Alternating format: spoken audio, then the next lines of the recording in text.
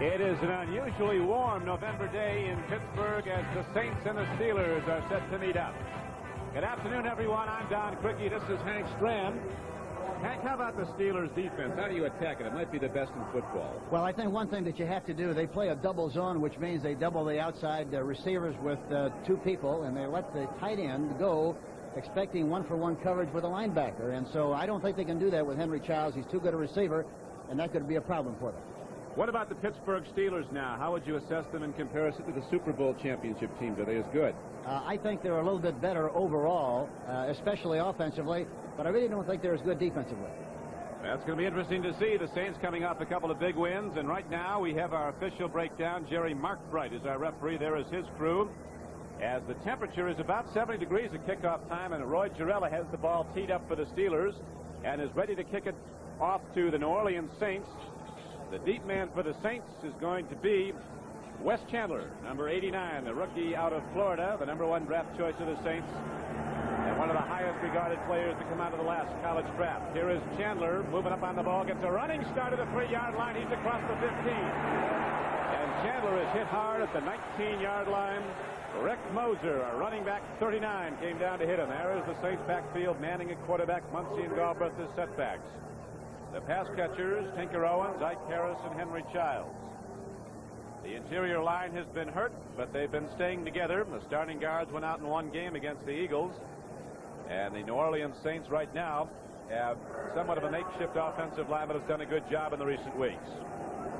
So the Saints break the huddle, and they will go 1st and 10 from just inside their 20-yard line. Opening play from scrimmage. Harris goes in motion. Manning play fake, and he looks down the middle. He's got Tinker Owens wide open for a first down at the 38-yard line. So, Hank, the Saints come out firing and hit the big one early. This is what they do very well. That time they were in a slot left formation with Tinker Owens and Ike Harris on the left side. They sent him in motion, a play-action fake, and then he threw downfield to Tinker Owens, who was wide open. Mel Blount, number 47, gave him a lot of room. And, interestingly enough, Don, that time I think they're going to use a lot of slot because that way they can eliminate the double coverage by the outside receivers and should be more effective. The Steelers come into the game with the best record in football this year. They're 8-1. The Saints 5-4, and here is Galbraith running off the right side, hits across the 40 and out to the 42, got close to 4 yards. As we look down the Pittsburgh Steeler front four, Greenwood, Green, Banaszak, and White. The linebackers, 2 consensus All-Pros in Jack Ham and Jack Lambert. Lauren Taves, a good outside linebacker at the right side. A rookie, Ron Johnson's at one corner. All-Pro Mel Blount is the other. Shell and Wagner, the deep backs in the secondary. So there was a gain of 3 yards in the last play. It's going to be 2nd down and 7 now for New Orleans. Opening series of downs. No score on the board. First quarter, Three Rivers Stadium in Pittsburgh. Saints and White. Manning takes a look. Broken play. And Archie Manning, with no one to hand the ball off to, had to eat the ball and take a loss. L.C. Greenwood, who's having one of his very best seasons for the Steelers, was there to make the play on him, force him down. That gives you a little bit something different to shoot at here, Hank, because they have to go to the long yardage play on 3rd down. You don't like to do that against a defense like the Steelers. No, that's what they like to be. They like to be in a situation where they can rush the passer, and this is exactly what situation they're in right now. 3rd and long for the Saints. Ball is at the 40. They're in bump and run coverage, and they want to go up on top. I'm sure they're changing the play on the line of scrimmage, and there they do go on top. Manning lets it fly along on a timing pattern, tried to hit Tinker Owens, running the deep pattern off the right flank. And so it goes incomplete, and 4th down comes up for the Saints, and punter Tom Blanchard's out. You know, Don, they're very deceptive. Pittsburgh is with that double cover. That time they looked like they were going to be in bump and run coverage with the cornerbacks right up on the receivers, and then the deep safeties, they run to the outside zones to double cover those people, and as a result, you've got to get the ball in between, or sometimes if you think it's going to be a long one, why, the safety man can intercept it. That time, of course, they covered it well, and Archie threw it long and incomplete. Steelers come with a big rush. They went for the block. Blanchard hits the ball very well, and Theo Bell lets it hop into the end zone. It'll come out on a touchback to the 20. Steelers had 10 men on the line of scrimmage, and they were going after Blanchard, but he got away a good punt. And so now Pittsburgh will take over the football for the first time in the game at their 20-yard line. So we are early in the first quarter. There is no score on the board. The Pittsburgh Steelers, with the highest scoring offense in football, set to go out.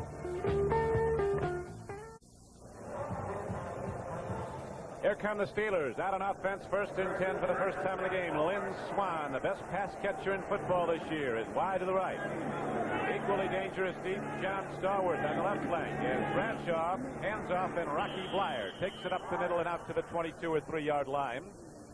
A pickup of 3 yards on the play. It's going to be 2nd down and 7 as the middle of the Saints defense was on the tackle. Alois Grooms, Alex Price, Derlin Moore, and Joe Campbell across the defensive front. And they started with a counter play, which means that they're very concerned about the pursuit of the Saints. They try to slow it down, get Fetterspiel going one way, and came up behind it. I want to get in a little bit about this flex defense and get your opinions on that as they go to Franco Harris. He's across the 25, the big back who needs 30 yards today to become the 7th player to gain 7,000 yards in his career. There's the backfield of the Steelers. Bradshaw having a superb year. Blyer and Harris as veteran setbacks. Stallworth, Swan, and Randy Grossman, the tight end. The offensive line, one of the very best. Colvin Finney, the tackles, Davis and Mullins, the guards, and Mike Webster at center. Some say he's the best in the league right now. 52 over the ball at center. Watch him. 3rd down and 3 for the Steelers. No score as Bradshaw takes a look. He's got a lot of time, and he's got a man open. John Stallworth. And Stallworth isn't done yet till he's down to the 44-yard line of New Orleans. So the Steelers come up with a big gainer on 3rd down. Hank? Yes, and he really got it in there. He's got a lot of RPMs in the ball. Of course, he's got a great arm. It was just a turn-in pattern to the inside. Look at it. He's coming right underneath. Tommy Myers, 37, is in a good position to make the interception, but he waited for the ball, didn't attack it, and as a result, Stallworth came right underneath him, 82, and made the 1st down. A great-looking play by the Pittsburgh Steelers. Now, Franco Harris rips it up the middle and gains almost 9 yards right into the heart of the New Orleans defense. He runs the ball down to the 35-yard line. He's finally knocked down there by the free safety, Tom Myers. Here's Fetterspiel. Yeah, watch Joe. He's got a stunt, and the ball carrier ran behind the stunt. That was, of course, Harris. And they make a nice gain on the play. Mike Webster did a great job of blocking on the play. The offensive center of the Pittsburgh Steelers, number 52. He took Fetterspiel right out. Now on short yardage, the Steelers go right at the Saints again. They've got plenty for the 1st down, but there is a penalty marker down as Rocky Blyer takes the ball down inside the 30, but the call's going to go against Pittsburgh. Tom Myers is on the tackle again for New Orleans. Play comes back.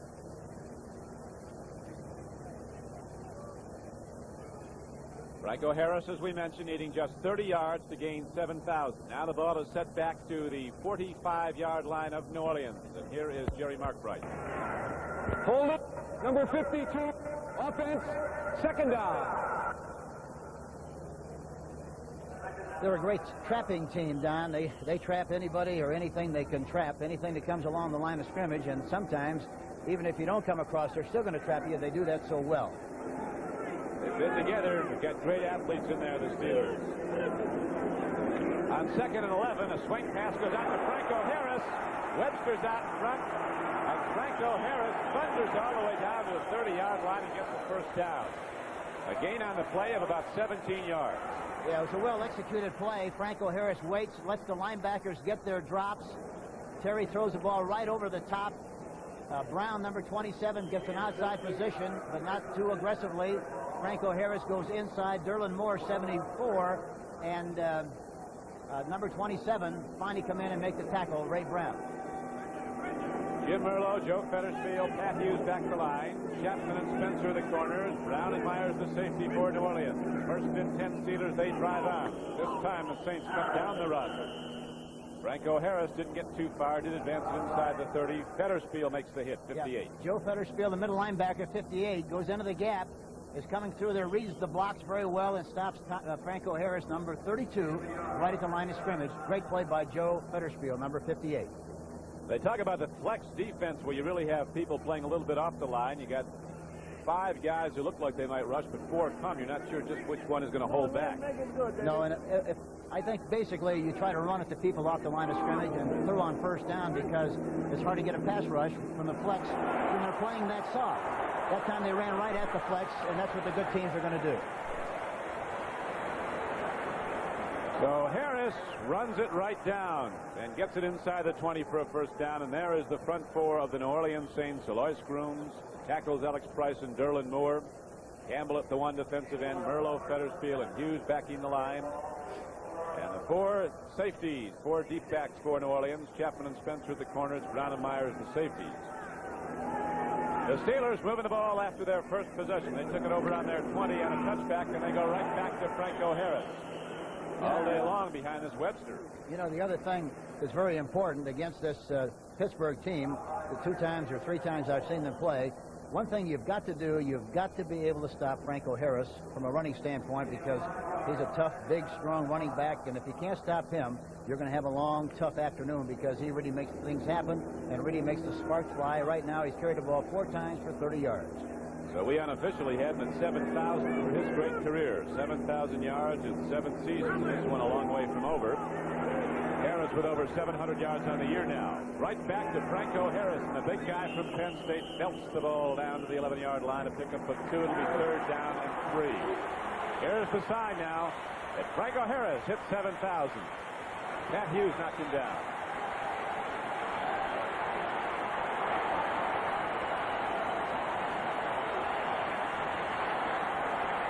Standing ovation for Franco Harris of the Pittsburgh Steelers.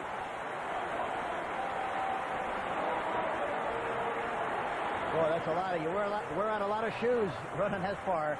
Tell you. Don, that's a great compliment to a terrifically outstanding running back. 6'4", 240. 58 career touchdowns, 5 this year. He's 6th on the all-time list of touchdowns. Yards start to get tougher now as New Orleans holds tight on against a 3rd and 3 run. Ray Brown comes up to make the hit on Rocky Blyers. And Roy Girella's going to come out on 4th down. The Steelers are going to look for the short field goal rather than try to punch out the 1st down and 4th down. I'm surprised they ran that kind of a play on that kind of yardage situation. They brought Sid Thornton in on the wing back and tried to run in that area, but it was a long way to run. And, of course, they didn't succeed in making the 1st down. The defense of the Saints did a good job. Greg Colquitt will hold, and Roy Girella, with the ball down, drills it up. Plenty of distance, and he's got the point. So the Steelers go on the board first. Roy Girella hits the field goal, and the Pittsburgh Steelers, looking for their 9th win in 10 games this season, go up on the board with a 3-0 lead. Welcome, everybody, to the light beer battle of the big guys. And there they are, 2 teams locked in mortal combat to decide the eternal argument over light beer from Miller. On one side, the big guys who think the best thing about light is it tastes great. Yeah, it tastes great. On the other side, the big guys who think the best thing about light is it has a third less calories than their regular beer. It's less filling. I feel strongly both ways. I tell you, this is really no respect. Blue is the violet and red is the rose. You don't pull them or break your nose. The tension here is almost unbearable. Oh, you guys. They can't go on much longer. Something big has got to happen soon. Holy cow, look at that. Hi, Mickey. Hi, dolls. Light beer from Miller. Everything you always wanted in a beer, and less. I still don't know why they asked me to do this commercial. This Sunday on Cavs. There's been an inmate takeover at your old prison. The prisoners have asked for you to be a go-between. We'll find out which side you're on. I'm one of you! This telecast is presented by authority of the National Football League and is intended for the private use of our audience. Any rebroadcast or other use of this telecast without the express written consent of the Pittsburgh Steelers and the National Football League is prohibited. Roy Girella, who hit a field goal for the first points of the game to give Pittsburgh a 3-0 lead, kicks off now. His kickoff goes out of bounds. Rich Marty lets it roll out. Be a 5-yard assessment against Girella, so he sets his kicking tee back to the Pittsburgh Steelers 30. You know, that's what a return man like Chandler does. He kind of intimidates you from a kickoff standpoint. You wind up trying to kick the ball away from him and try to aim the ball. That time they try to aim it at Rich Marty, and it went out of bounds, and now, of course, they have to kick back from the 30-yard line. And so, as a result, he's a very effective weapon. You don't want Wes Chandler getting the ball if you can help it. Green Bay and Philadelphia, the Packers have just gone out in front 3-0 on a field goal by Chester Markall in the first period. What do you think of Green Bay, Hank? Very surprising. I saw them early in the season, and I have to admit that I really never dreamed they would be this far along from a record standpoint at this stage of the season. And it's really a great compliment to Bart Starr and his fine staff and his young team, because they've really done a great job. Now, after the penalty against the Steelers, kickoff going out of bounds. Jarrella has it teed up, and there's Chandler going back. Getting set to go, the rookie from Florida. Credentials he came into pro football with. Boy, this could be a scouting report on him. It's like God's headed for Canton, Ohio in the Hall of Fame. You know, Clarence Chapman, you can't take him too lightly either. He's got great speed, and last year ran a 92-yard return for us against the 49ers, so he can go too. He's on the left flank. Now Jarrella hits a hopper downfield. It's going to be Chapman with the ball at the 9. He's got a problem. And the Steelers special teams are there. Theo Bell, 83, was down. And the Saints going offense just inside their 20. Well, the Pittsburgh team got off the hook there nicely, because with the extra 5 yards, it should have been a great opportunity for a good return, but he kicked a knuckleball, and as a result, it was difficult to field, and they didn't get much of a return at all on that play. Saints with their second possession. You'll recall the first time they had the ball, they hit the big gainer, the throw on the first down. Let's see what they come out against this Pittsburgh Steeler with now. Archie Manning at quarterback.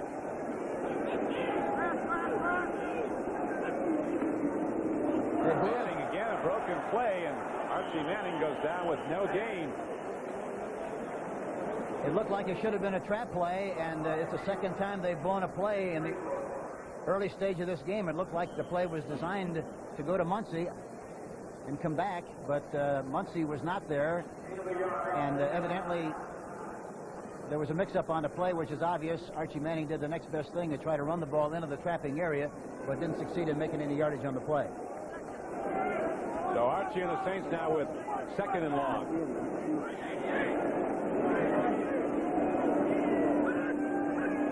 Ike Harris and Tinker Owens wide to either side. Hand up goes to Galbraith, and he gets the ball out across the 20.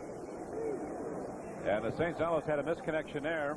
Yes, it was a delayed play, a draw play, and the exchange, the mesh between the quarterback and the fullback was not too smooth. But overall, Manning having his finest season as a professional. After 9 games, he leads the NFC in passing, and a lot has to do with just plain good health. He's got that throwing arm back in peak form. Yes, this is the first time he's been in tip-top shape for a long time, and of course he's got the ability to be one of the great ones in the league. Tony Dungy is in as a 5th defensive back now for the Steelers on 3rd down and 5 for New Orleans. They fake the blitz. They're running outside with Muncie this time. Chuck Muncie is knocked down by 58 Jack Lambert, the all-pro middle linebacker of the Steelers.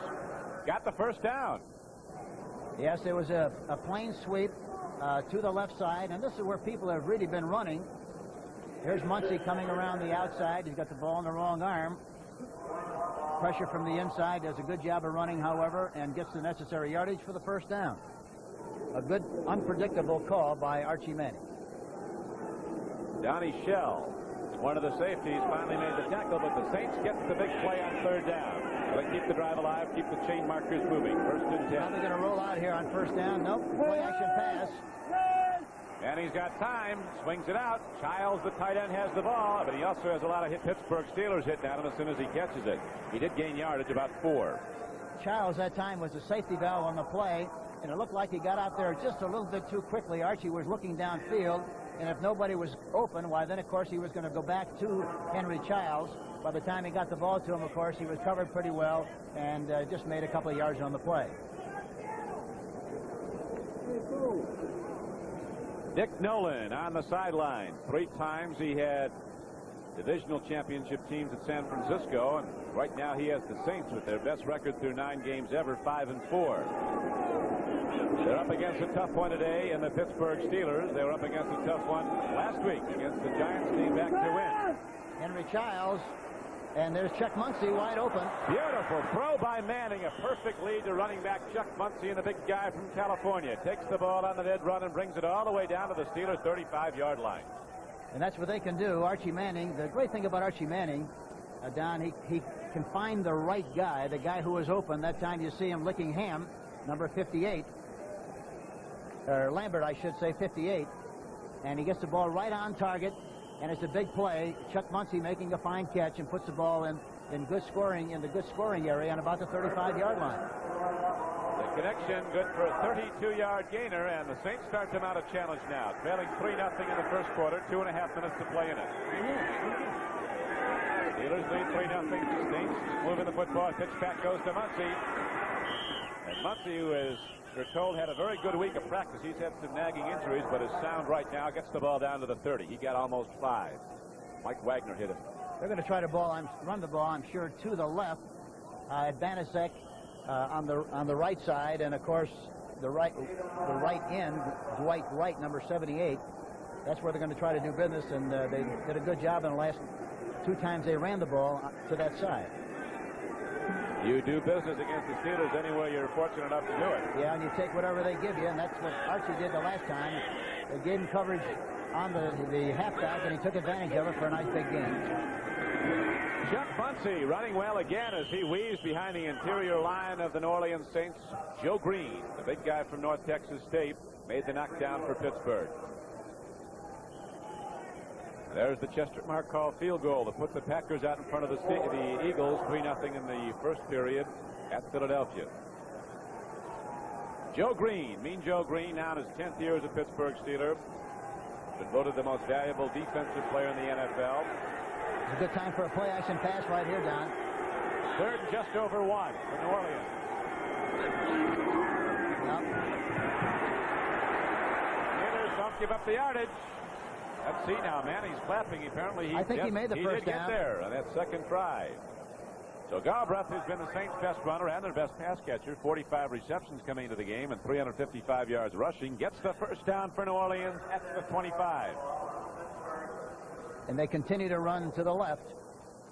And I'm sure when they throw the ball a great deal, they'll try to throw to their left side, too, on Blount, if they can get him on one-for-one coverage. And, of course, on Ron Johnson, the rookie on the left corner. Nell Blunt from Southern University in Baton Rouge, playing with a badly bruised shoulder. With some question as to whether he'd start. Saints by the middle. Joe Green knocks it down. Saints going right at the Steeler defense that time, and Tony Galbraith doesn't get too much, so it's going to be second down now and about 8. That's one thing you have to do against Pittsburgh. You have to run inside so they can take a little sniff and keep them honest inside so that you can do a better job of running off tackle and outside. If you just let them run from side to side, they're really difficult to catch because they pursue so well. Great linebackers, Lambert and Ham, are all over the field. Before the Saints get the next play off, the gun sounds, and that is the end of the first quarter. With the Pittsburgh Steelers in the lead and a Roy Juella field goal, 3-0. But when we come back to open the second quarter of play, the New Orleans Saints will be down close.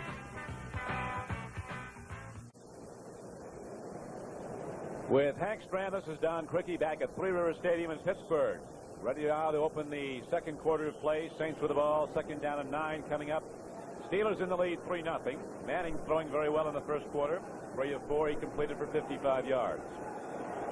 And the Steelers have now gone 10 first quarters this season without giving the opposition a touchdown. They've only permitted 1 field goal in 10 quarters, opening quarters.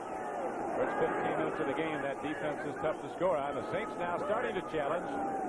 Manning takes a look. Timing pattern over the middle. It's intercepted by Jack Lambert. The middle linebacker, Jack Lambert. Despite those heavily taped hands, hooks onto the football. And the Saints drive is stopped. That's why he's such a great linebacker, because when you get a chance to make an interception, you make it, and that's exactly what he did. That's his second of the season.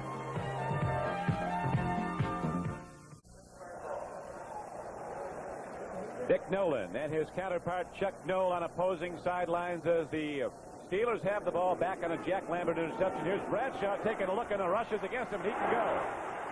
They say he'd have made it in the league as a running back had he not been a great quarterback.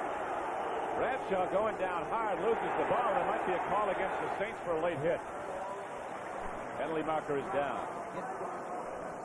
You know, after all the years he's played, he still has the same daring and the same excitement. Here we get the call. Unnecessary roughness. Looked like Don Reese, number 60.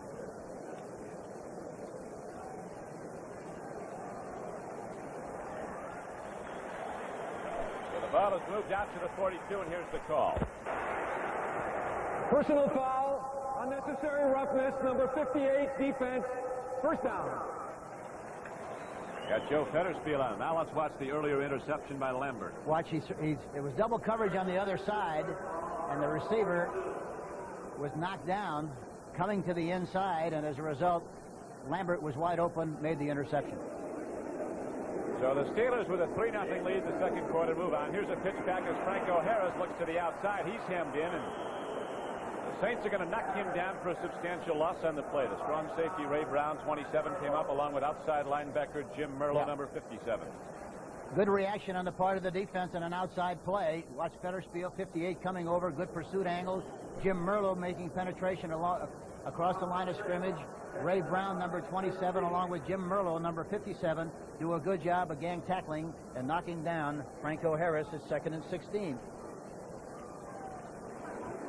So Terry Bradshaw and the Steelers come out of the huddle now with Swan and Starworth very much factors in the upcoming play. 2nd and 16. Bradshaw looks, swings it out. Deep men are covered. He goes to Franco Harris. Puts a juke step on. Franco Harris got back the lost yardage on his previous run. Advances the ball back to the 42. It's going to be 3rd down and 10. Pat Hughes hit him. The linebackers, he's waiting for the linebackers to get depth. Franco Harris comes out to the left side, watching the linebackers and defensive backs get depth. He makes the catch and is tackled in the open field by Pat Hughes, who is in a good tackling position and makes a fine tackle near the sideline. Pat Hughes now in his 9th year out of Boston University, originally a New York Giant. Played good football since coming to the Saints.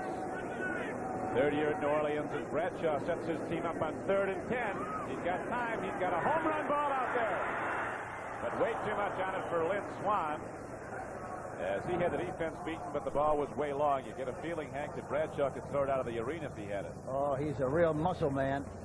And he ought to really be a strong man at the circus. He's that big and strong. And he throws that football just like a baseball, but he threw it a little bit too long that time. Lynn Swan. I think he still holds the national high school javelin throw record, national record. And of course, Manning is counterpart with New Orleans. One of the highest regarded Major League Baseball prospects is the shortstop at Ole Miss. Well, they're both great athletes. They are. Colquitt, a rookie from Tennessee, angles his punt. Looks like he did a pretty good job with it. That's outside the 20. Coming out to the 30.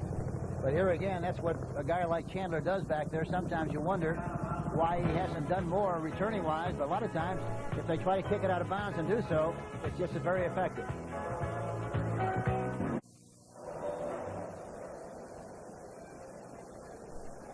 Back and set to go on a really lovely day here in Pittsburgh for November. Temperature almost 70 degrees, clear and sunny skies. Archie Manning with his team down 3-0. Saints at their 3rd possession of the game. They've moved the ball twice, but have not been able to get in. L.C. Greenwood leaves early, but we'll see if the tackle, Robert Woods, drew him off. I don't think he did. I think that it's on Pittsburgh. Yep. Hollywood Bags Greenwood, they call him.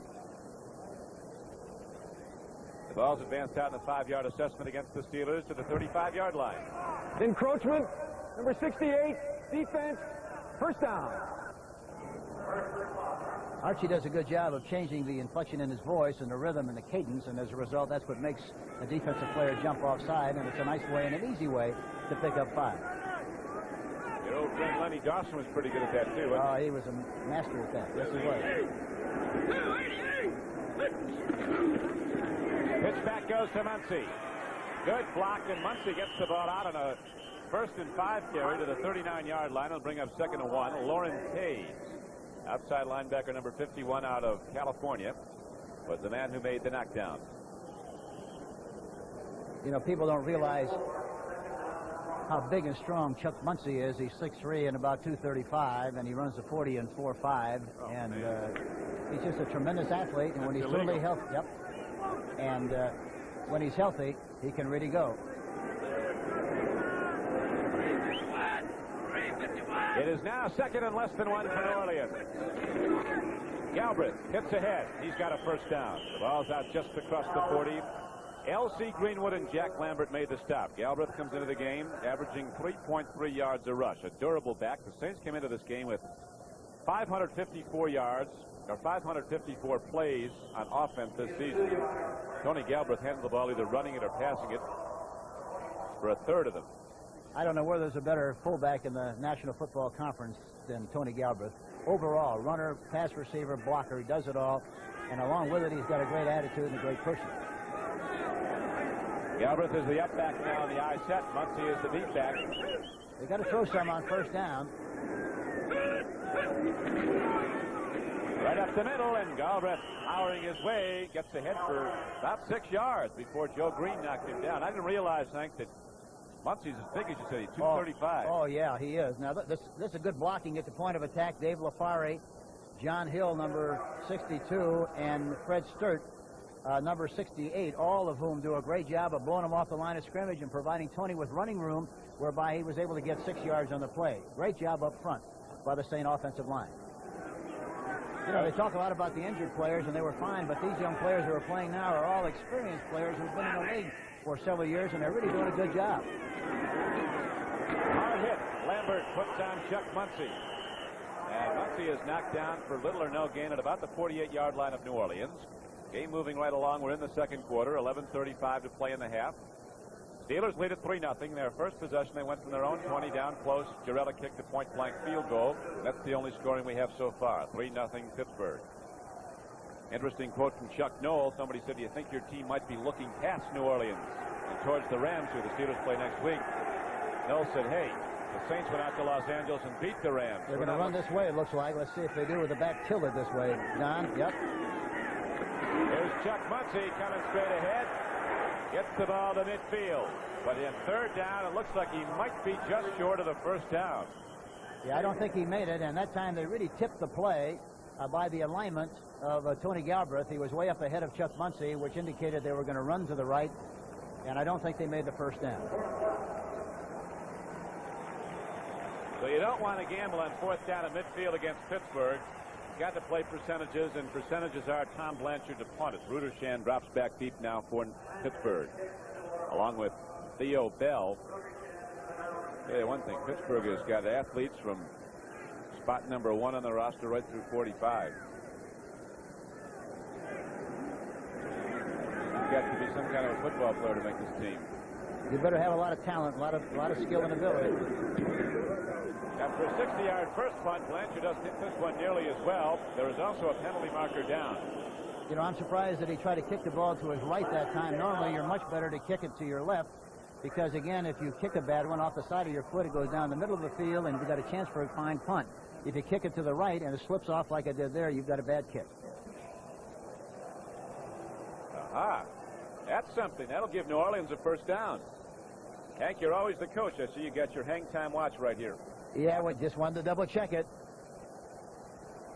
Let's see what this penalty is now. It's going to be an assessment against the Steelers. It came on a fourth and less than a yard, so the 5-yard mark-off gives the Saints a first down. Here he is. Let's see what he calls. Illegal cutting foul, number 39, defense, automatic first down. Rick Moser with an illegal block.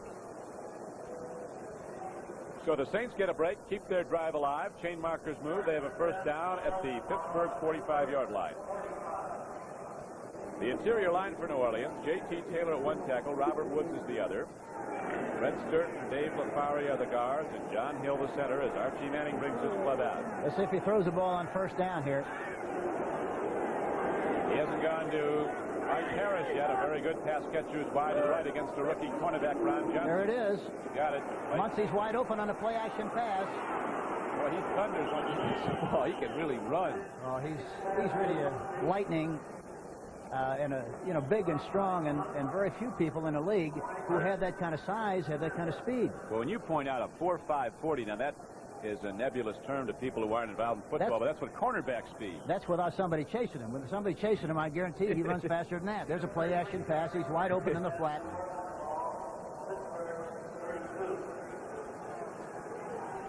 Yeah, one of the other things about Chuck Muncy is the fact that he wears glasses.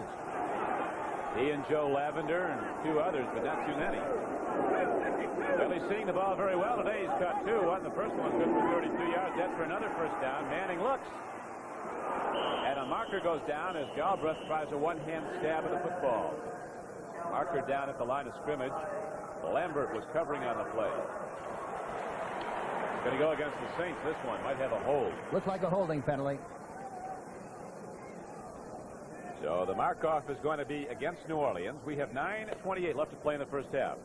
3-0 Pittsburgh. Now looking at some scores, Green Bay continues to lead the Philadelphia Eagles 3-0 after one period of play. St. Louis has gone in front of the New York Giants 7-0 at St. Louis. Atlanta leading San Francisco in the second quarter 7-3. Holding, number 68, offense, first down. Fred Sturt. Saints have really had some tough breaks in the offensive line. Two starting guards, Conrad Dobler and Emmanuel Sanders, are out for the season, as is the starting tackle, John Watson. They've had 5 offensive linemen go on injured reserve. First and 20 now for Archie Manning and the Saints. A tough call against a great defense.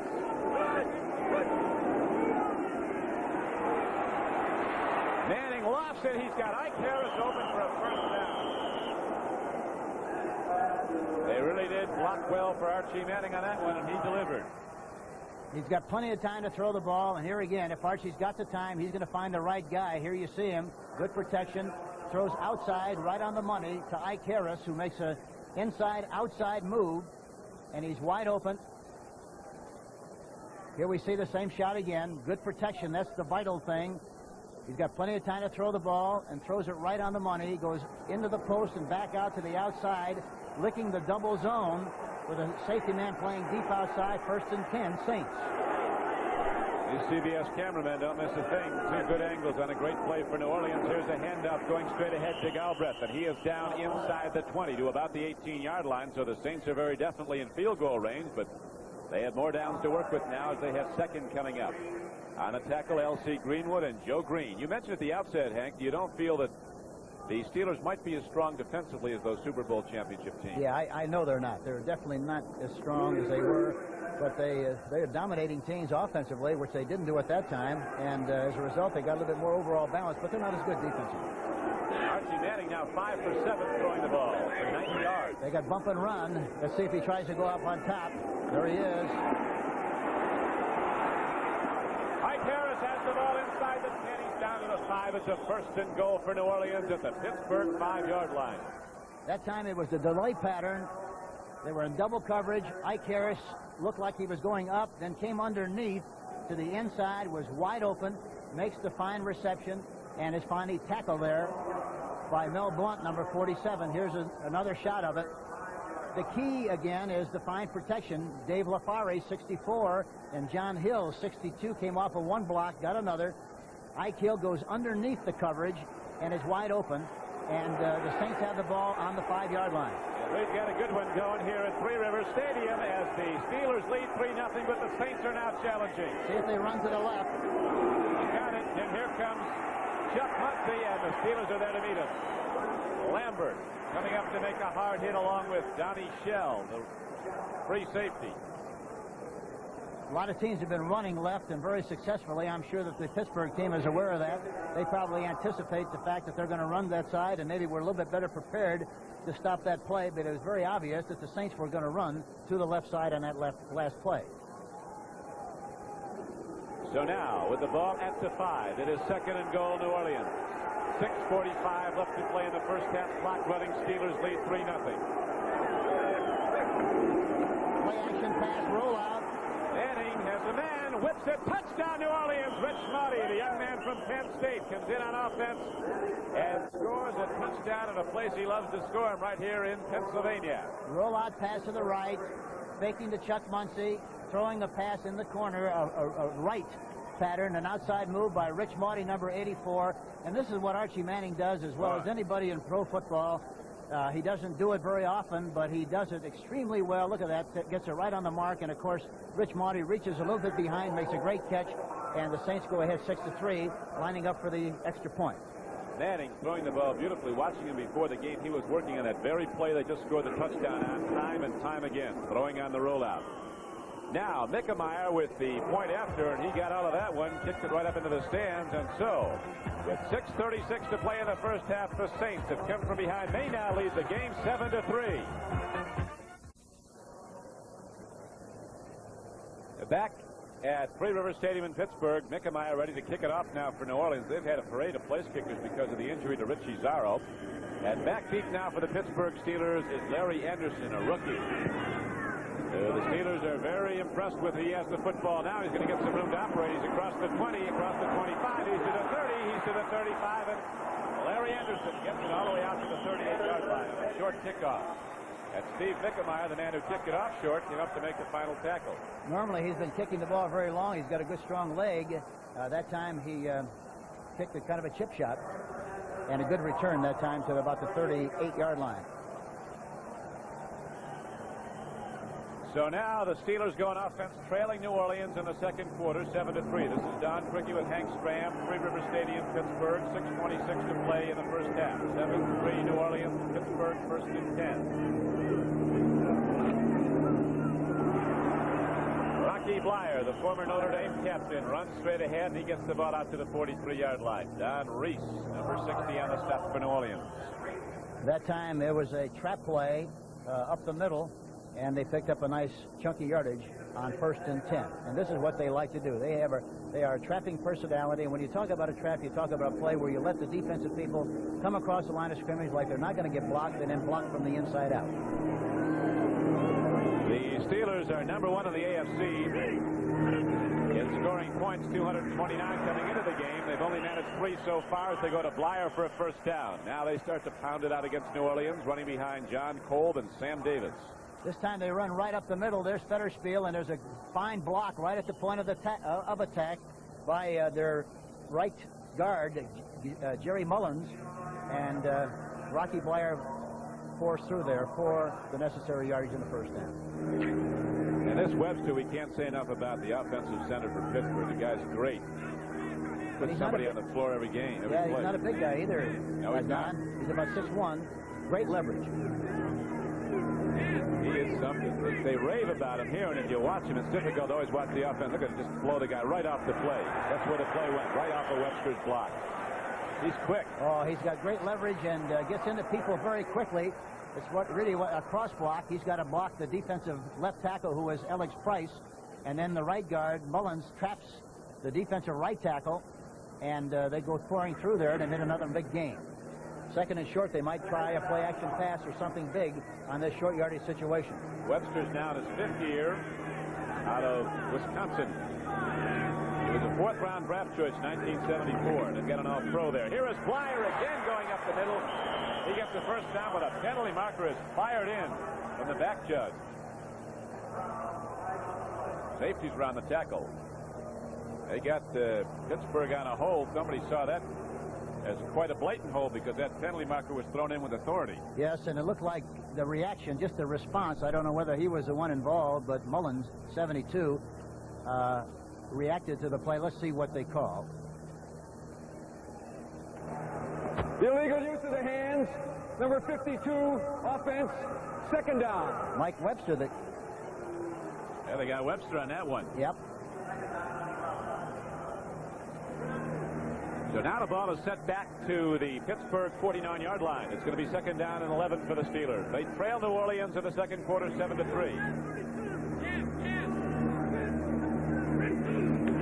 Bradshaw's been going to the run, and he goes right back to Rocky Blyer as the Saint linebackers are keying on Franco Harris, and Blyer getting consecutive calls now, 4 plays, and he gets inside the 45. Webster that time blocked Derlin Moore. Derlin gets a piece of him, but he runs right through his arms. Fetterspiel gets a piece of him, too, and finally slides down to the ankle. Jim Merlo and Ray Brown, 27 and 57, respectively, finally help on the tackle. 3rd and 4. Bradshaw has not been connecting to those wide receivers. He got Stallworth once early, but you know he's going to be going to them before long. It's 3rd down and 4 now for Pittsburgh. Bradshaw takes a look. Rocky Blyer's wide open. Is he ever? And Rocky Blyer with the reception at the 36-yard line, dives inside the 35 to the 34. Pat Hughes tackles him. The Steelers drive on. You know, the great thing about both of these backs, watch Bradshaw back in the pocket. Blyer is in the flat area. He spots him, makes a fine catch, and watch him run through a tackle. Fetterspiel comes over and slows him down a little bit, but he has really kind of overran the play, and Blyer made the first down. So with the Saints leading 7-3 in the second quarter, the Steelers take a look at the pass again. Timing pattern in the flat for the stalwart. Free football. And New Orleans might have it. Let's see if he was inbounds. And the Saints have the ball. It is a fumble recovery. Starworth losing the ball. It hops right up in the air. We couldn't tell whether or not the man was inbounds when he made the recovery. It was, and so Ray Brown gets the football. Tommy Myers is credited with the fumble recovery. There you see Stallworth making the catch. Maurice Spencer, 29, getting a piece, knocks the ball loose. And here you see Tommy Myers picking it up on the first bounce, maintains possession, and Saints have the ball at this part of the field, 1st and 10. So the replay camera angle shows very distinctly the ball was inbounds when Myers made the recovery. Saints go on offense. Our producer today is Bob Rowe. Our director, Jim Silman, here at Three Rivers Stadium with the Saints in the lead 7-3 in the second quarter. Manning directs the team 1st and 10. Mike Strawn is in at halfback, and Wes Chandler is in at the other split-end position at this stage of the game.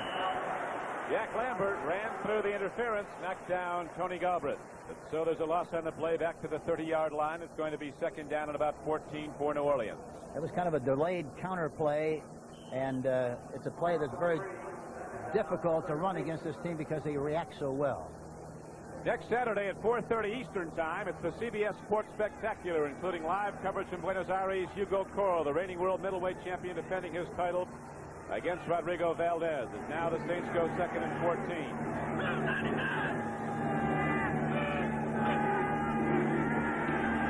Manning swings it out. Strawn has the ball, and he thunders ahead across the 40. A penalty marker is down as he gets to the 42. Could be a clip against New Orleans. In addition to that live coverage of the World Middleweight Championship fight, you'll see live coverage from Aqueduct Racetrack of the Stuyvesant Handicap. This is going to be the last race for the great Seattle Slew. That's next Saturday, the CBS Sports Spectacular at 4:30 Eastern, 3:30 Central and Pacific here on CBS. Here's the call. Pass interference. 47, defense, decline, 1st down. Mel Blunt, number 47. How can they decline and get a 1st down? It didn't get far enough for 1st down. We better talk this over. Yeah, I think that's what they're doing right now. They're talking it over to make sure they express that correctly. An automatic 1st down at the point of infraction. Here we go. Interference foul, 47, accepted, 1st down. There we go. Okay, we're all on the same page now. 1st and 10, New Orleans. And the Saints lead 7-3. Again, Wes Chandler is in at the split-end position, and Mike Strawn, number 33, who made that nice run after the reception from Archie Manning on a delayed flare pattern, are in the game at this stage. This is the first time the Saints have ever played at Three Rivers Stadium in Pittsburgh. Last time they were in Pittsburgh to play the Steelers, it was Pitt Stadium.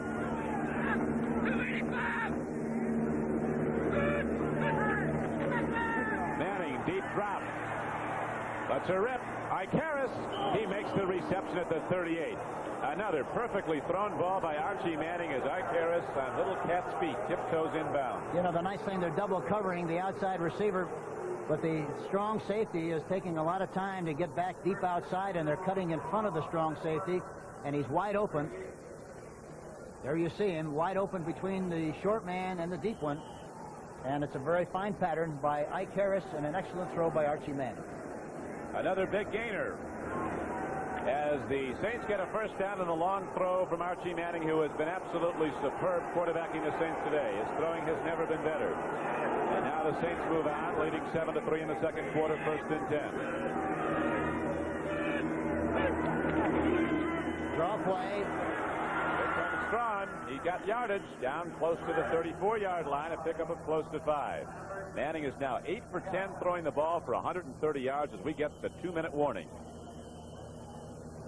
Jack Lambert and Shell were on the tackle, so the Saints with a big throw from Manning keep their drive alive as they lead the game 7-3. They'll be back. We all will in just a moment. I'm sure they'll continue to throw the football because they're doing that very successfully. He's getting plenty of time to throw the ball, and what they're doing there with their double coverages, they're slow covering the outside, and Harris has been wide open underneath the safety net. He did have the one bad ball. That was the one Lambert picked up. Yes, but the receiver was knocked down on the play. Here's Stram going to the left side. They continue to run left. That time he picked up a little yardage, but not very much, and they responded pretty well to that sweep. Percentage-wise, Hank, as you're well aware, most teams run to the right the majority of the time. Why is that? I think it's just a natural tendency that most teams are right-handed. People on the team are right-handed, quarterback right-handed. And if you're not careful, if you don't scout yourself very carefully, you have a very strong overemphasis to the right side. You got to keep it balanced. Third down and just over 4. Manning takes a look. It is caught for a first down. Henry Childs, the tight end, turns in front of the defense, in front of the linebackers who were covering him on the deep zone drop they took. Lawrence Hayes and Jack Lambert knock him down, but it's a first down Saints. So another big third down play by Archie Manning, another completion. He is now 9 for 11, and the Saints drive continues. We'll be back with it in a moment. The New Orleans Saints off to their best start ever as a football team. And off to a good start in this game against the Steelers. Pittsburgh scored 3 points the first time they had the ball, but New Orleans has come back to take the lead 7-3. See if they continue to throw the ball. I surely would, the way they're throwing it as successfully as they are with the protection they have. Manning is 9 for 11. They go to the draw, and Galbraith crashes in 15-yard line. He's got a first down. You know, the way they're moving the football, the draw, the trap, the screen, and the passing should be very, very good. Here's a draw play right up the middle with Tony Galbraith. Got very happy feet, Don. He really moves well. Hard to tackle in the open field. Well, they spot the ball down. It's going to make it second and 1. It's actually just a yard short. They go back to the run, and Galbraith does get the first down this time, advancing it down to the 10-yard line. So the Saints use one of their 3 allotted timeouts. They stop the clock with 49 seconds left to play in the first half, and New Orleans is challenging again, leading the game 7-3. So we'll be back in a moment as the Saints are giving the Pittsburgh Steelers vaunted defense all it can handle. Coming to this game, Archie Manning had the lowest interception rate of any quarterback in the National Football League. He threw one today, but he still has the lowest interception rate. He's having a superior day, though, throwing the ball. 9 for 11, passing it for 160 yards. Dennis Winston comes in as another linebacker. Joe Green goes out. They have 3 down linemen. Bump and run. See if he goes on top. No, it's a sweep. It's Muncie. And an excellent tackle again by Jack Ham on this thing. Number 59, but Lambert crashes across also. It's a kind of a counter play. Sturt, number 68, is pulling on the play and pulling a little bit too slowly. And there we see great penetration by Jack Ham. Time very much a factor now. The clock is running. 21 seconds to play in the first half. Manning, a timing pattern into the end zone. He was trying to get the ball in there. Broken up by Mel Blunt. You know, that kind of a play when they're in bump and run. They were in that defense the first time. And I thought he would try to go to it on first down, but he didn't. They gave it to him again. He goes, it's an automatic. They try to go over the top. But the great thing about the defensive back, Blunt, he's so tall, 47, that it's hard to get the ball over the top of him. He's the same size as Ike Harris, and as a result, they didn't succeed in making that connection. They are the same size. They're both 6'3". Actually, Blunt's a little bigger. He's 6'3". They list him as 205, but he weighs about 218 pounds. Wes Chandler is still in at the split-in position. Harris on the left side. And Muncie is back in the game at halfback.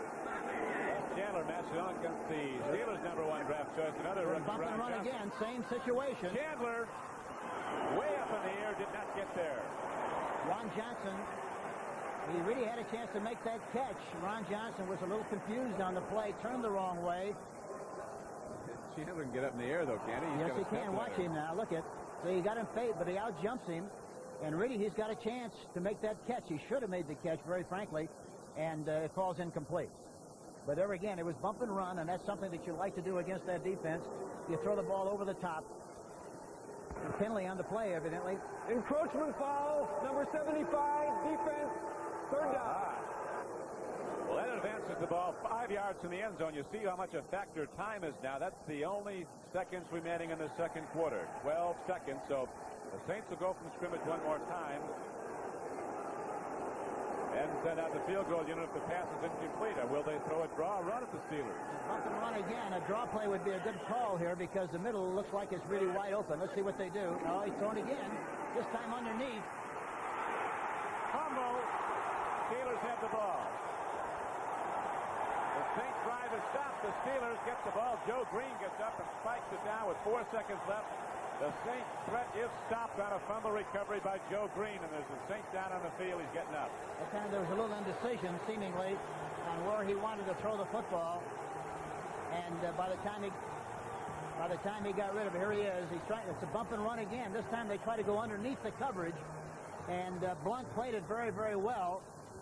But you see Archie's arm, they tugged on it from the right side that time, and as a result, Hayes, number 51, was the guy who made the play on that last fumble by the New Orleans Saints. Joe Green is credited with the recovery, and so Harry Bradshaw elects to run the clock out, and they'll all head to the locker room with the Saints winners of the first half of this game, 7-3.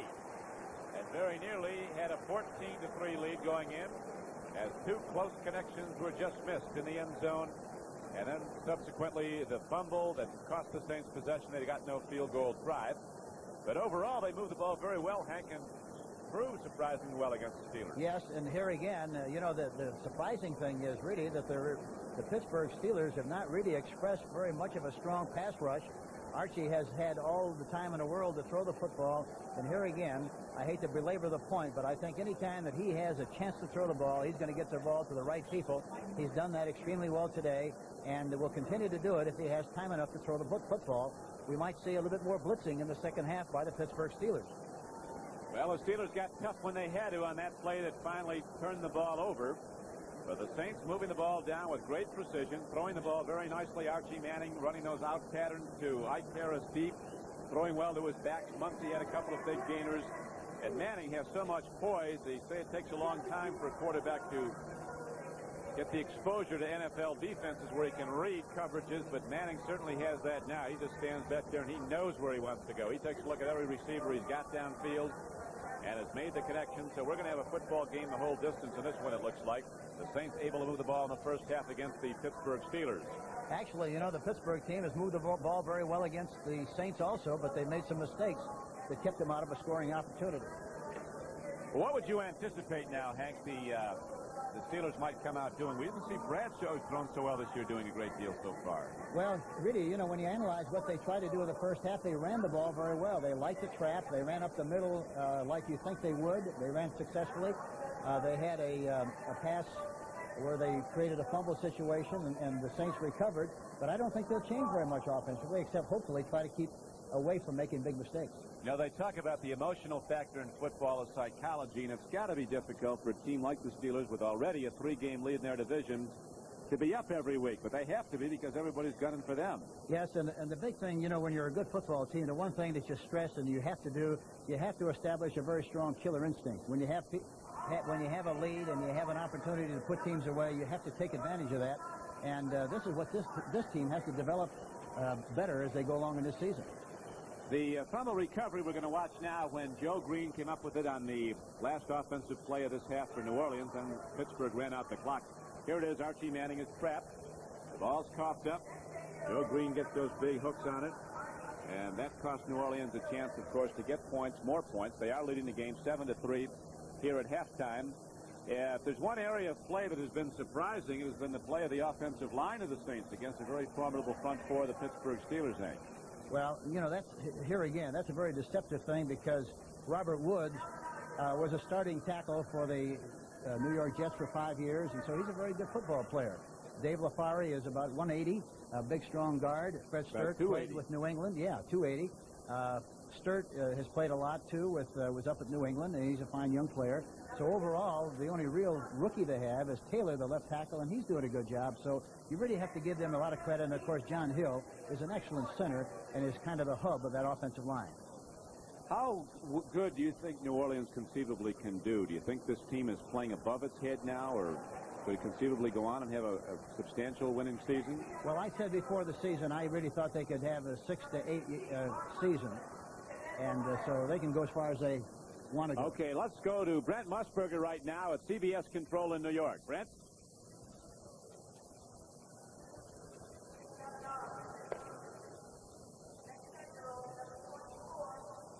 On right now is that the Green Bay Packers are setting up a field goal. You're looking live, the final 5 seconds of the first half, Green Bay and Philadelphia. It is right now 7-3. The Eagles are leading the Packers. The Packers have been victimized by a touchdown pass that was called back, Whitehurst to Lofton of 79 yards. Then later in the game, they were punting out from the 1-yard line. McCarron got off a bad snap. The fumble was recovered, and John Shara, the man for all plays for the Philadelphia Eagles, came in to direct the Eagles at quarterback, and on a rollout play, he got into the end zone. Eagles added the extra point. It is now 7-3. So those of you who have watched Pittsburgh and New Orleans so far, you're getting a bonus. The last 5 seconds of the first half, Chester Marco will attempt to kick his second field goal in the first half for Bart Starr. And the Packers again trailing right now, 7-3. This the final 5 seconds. McCarron again the center. This time the snap is perfect. Hooked a bit, though, on the kick. McCarron pulled it a little bit, and it is no good. So Chester Marco misses the field goal as the half runs out. Now, what's going to happen is we are going to break away for a regular halftime commercial. We're going to bring you back to New York, update all the scores, have some highlights, and Jane Kennedy will have a piece on Tom Landry and Don Shula, whom Irv Cross talked to earlier this week about the upcoming doubleheader game on CBS. A beautiful November Sunday, but not too much scoring. Let's check the scoreboard now and get you up to date right away. 7-3. Many of you watching this game in Philadelphia. The rest of you are watching this contest. New Orleans and Pittsburgh, and the Saints have moved the ball. They might have scored at least a field goal, but Archie Manning fumbled it away, and the Steelers alertly pounced on it. The Cardinals are dominating the Giants by 14 points. Atlanta and San Francisco. The 49ers had a sure touchdown pass drop. Falcons bounced back with a touchdown, 7-3 in the second quarter. Typical Detroit-Minnesota battle in Bloomington, 3-0 right now. The Vikes are ahead. New England has just scored to go ahead of Buffalo 7-3. That game is in the second quarter. Cleveland and Houston, and first Seattle-Chicago, with the Seahawks leading the Bears by a score of 7-3. That is in the second quarter, so the Bears could lose for the 7th straight time. Now, Cleveland and Houston, they are scoreless in the first quarter of that game. And another one that is just underway, Oakland and Kansas City, they are scoreless in the first. And, Jane, what have we got on our doubleheader? The preceding announcement was brought to you as a public service by the National Football League. And that is the first half breakdown of statistics, eh? You see the Pittsburgh Steelers with 6 first downs, New Orleans with 14. That's a surprise. Yeah, they're really dominating the game offensively, and really and truly they're throwing the ball so well. Anytime they want to throw the ball, they've had the protection and they've completed passes.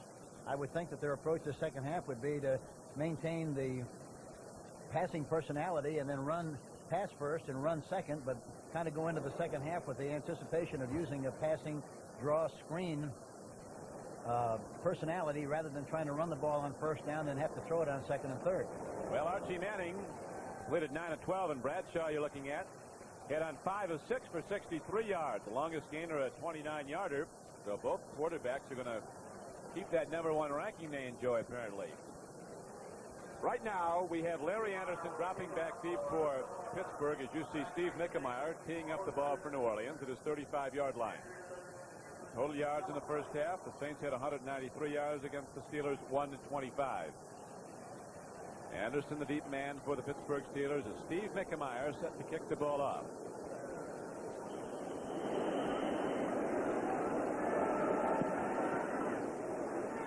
He hits it downfield, and Anderson at the 5, the 10. He's across the 20, and still Durst working on the outside. He cuts down to the 22-yard line, and there it'll be 1st and 10 for Pittsburgh. Eric Felton, rookie player, came up to make the play for New Orleans. St. Louis, as you saw Brent Musburger updating the scores at the half, a surprise 14-0 leader over the New York Giants. Maybe Bud Wilkinson's getting something together there now. You know, they've lost a lot of close games. I've seen them a couple of times, and they were in every game that they've played. Now it's kind of falling together, it looks like, and they could go on from here and really enjoy a good year. team doctor and trainer are talking to Jack Lambert on the Pittsburgh bench. I don't know if he's been shaken up. Hasn't been in the second half. He hasn't been out there yet. First and 10 carry doesn't get much as the Saints defense runs it down. Pat Hughes, outside linebacker on the right side, made the hit. It'll be second down now and 10, no gain. Steelers scored first in this game on a 27-yard field goal by Roy Girella in the first quarter. That was on their first possession. The Saints score came on a Manning to Motti pass the second quarter. That stands now 7-3 New Orleans. Bradshaw swings it out to Franco Harris. And the big guy from Penn State rolls out across the 30 to the 34-yard line. He has a first down for Pittsburgh. That time here again, it was that delayed pattern to Harris. Webster, number 52, the offensive center, he comes out there in good shape and gets a piece of Merlot. And Franco Harris cuts inside and makes a nice gain. First and 10, Pittsburgh.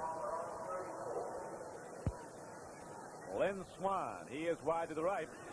So far today, Swan hasn't caught a pass. He came in as the leading pass receiver in the AFC with 43. Franco Harris breaks tackles at the line of scrimmage. On a first down, he carries the ball out to the 39. He got 5, knocked down by cornerback Maurice Spencer, 29. He should have been tackled at the line of scrimmage, actually, but, boy, you're not going to tackle him with arm tackles. There's a piece and miss. There's Fetterspiel overrunning the play and tried to slap him down. There's Tommy Myers trying to tackle him high and doesn't succeed, and he picks up about 5 yards on the play. Just great running, strong running by Franco Harris. St. Louis now leading the Giants 20-0. So the Giants have collapsed.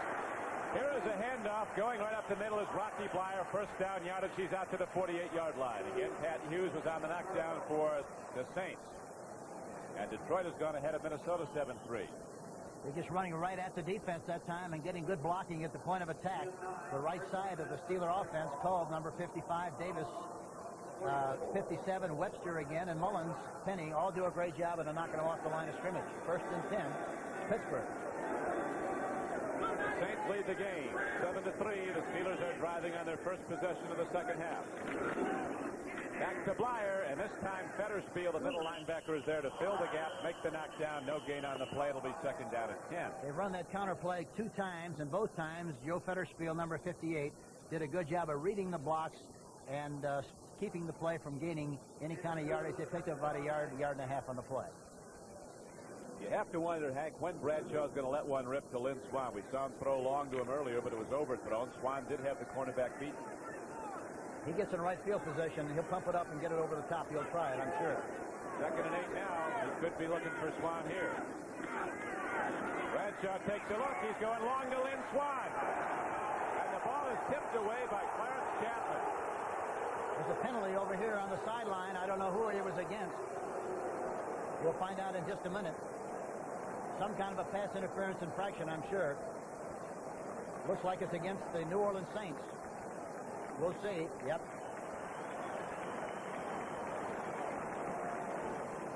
Pardon? It'll now be second down. Well, here's the penalty being stepped off as the ball is being moved down to the 44-yard line. Here's the call. Illegal contact foul, number 29, defense, first down. Here's a replay of Lynn Swan's pattern. Let's see if he was illegally bumped more than 5 yards downfield. No, I think it was Stallworth coming underneath him. He was running a flat enough pattern, and even though the linebacker said, pardon me, it didn't count, doesn't make any difference. So they still call it. On Spencer, and here is a handoff to Franco Harris. A quick slant. He takes the ball down to the New Orleans 40-yard line. Joe Campbell, a second-year defensive end, former #1 draft choice out of Maryland to the Saints. Playing the right end, 73 was on the stop. Franco working hard, durable, fast. Here's another guy. You're talking about Chuck Muncie with his 4.5 speed. Franco Harris is pretty close to that and just as big. It's amazing the ability of some of these athletes. Yeah, and the great thing about Harris and both Chuck, they get off the ball so quickly and get into the line of scrimmage and beyond the linebacker so fast. Here's play action. Bradshaw is looking deep. He throws with the ball as the tight end. Grossman, he has the first down. And Randy Grossman, who you don't hear much about, but he's got a couple of the best hands for catching passes of anybody in the league. makes the reception and charges ahead for a Steeler first down. Hughes again on the stop. It was a delayed pattern. They fake a rollout to the right side. Grossman kind of blocks to his right and then goes to his left and is wide open. Makes a nice catch and a good run. He knows where he has to go, and he makes the necessary yardage. He's met there by a host of Saint tacklers, namely Ray Brown, number 27. But it's 1st and 10, Pittsburgh. Alois Grooms, Alex Price, Sterling Moore, and Joe Campbell across the defensive front of New Orleans. Merlo, Fetterspiel, and Hughes backing the line as the Steelers set to break the huddle now with Webster down over the ball at center. Davis and Mullins the guards. Kolb and Ray Penny are the tackles. Steelers trailing but starting to mount a challenge as Bradshaw fires hard. And Lynn Swann had the ball and lost it. It's ruled incomplete. No catch and fumble. Lynn Swann isn't tall. He's 6 feet tall, but he is a spectacular jumper. He is California high jump champion as a boy. Yeah, you don't see him drop many balls like this. Bradshaw threw it right at the numbers. That's where you like for him to throw it. It's nothing but a stop pattern, turn in. The ball's right at the numbers. You can't throw him any better than that. And he's hit by Ray Brown, 27, and Spencer, 24, and drops the football. Incomplete. So now we're seeing two great quarterbacks out here this afternoon. Well, we are. They're putting on a show. Bradshaw and the Steelers with a 2nd down and 10 coming up at the New Orleans 35.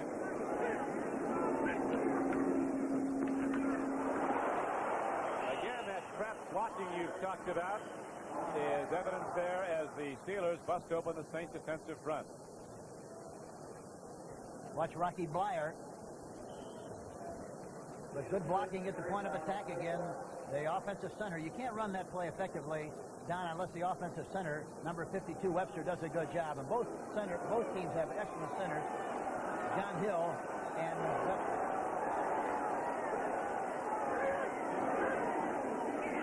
Bradshaw on 3rd and 4 throws it but too low for Rocky Blyer coming out of the backfield and coming up nicely with the free safety Tom Myers. That time they had a blitz. Pat Hughes was coming from the backside.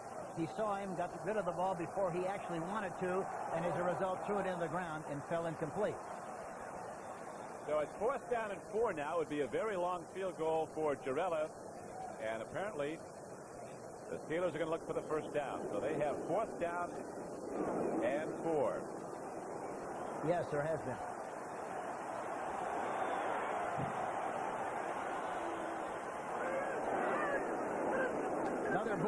Another blitz. Lynn Swann goes up in the air. There's that jumping ability, and Lynn Swann has a first down, and Three Rivers Stadium now thunders with a standing ovation. A superb pass-catch combination of Bradshaw to Swann. That time it was a blitz again. Fetterspiel was coming. I tell you, he was covered well, really, by Chapman, but he just jumped up in the air and made a fantastic catch. Just incredible catch. And he has enough composure to come back down. Clarence Chapman finally makes the tackle along with Ray Brown, but it's 1st and 6 on the 6 for Pittsburgh. A beautiful must play by the Pittsburgh Steelers. Came out of 4th down. 4th and almost 4, and the Steelers now have it 1st and goal at the 6. Bradshaw's looking. He throws. Ball tipped and caught. Incredible catch. Lynn Swann. That ball was tipped. Had great concentration, and he still came up with a catch. Lynn Swann, number 88. What a beautiful play, a rollout right. The Saints were in good position to make an interception or to make a play, but it was deflected. You see Merlo going to the outside, Alois Grooms coming in, putting good pressure. Merlo tipped the ball, and Ray Brown is right there to make a play, but the concentration on the part of, there you see Merlo making the tip. Concentration by Lynn Swann is just incredible. He makes the catch, and touchdown, Pittsburgh. And the Steelers now take a 9-7 lead, looking for a 10th point.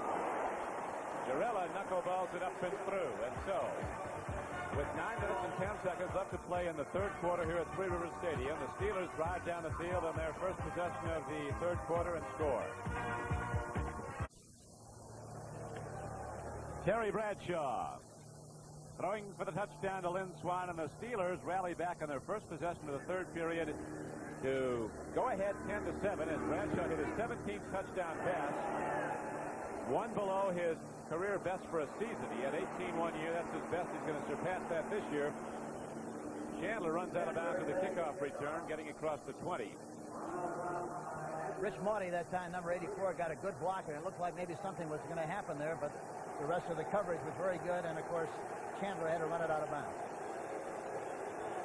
Now the defense cry comes out as the Steelers send out their defensive unit. Archie Manning and the Saints, both quarterbacks have been spectacular. Bradshaw is 9 for 12 in the game for 108 yards and a touchdown we just saw to Lynn Swan. Manning with equally impressive numbers for even more yardage.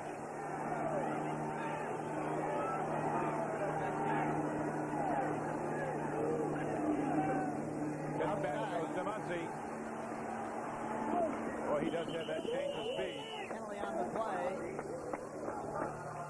Blunt and Shell knocked him down, but you can see that enormous ability of Chuck Muncy just to fake and then all of a sudden turn on the heat.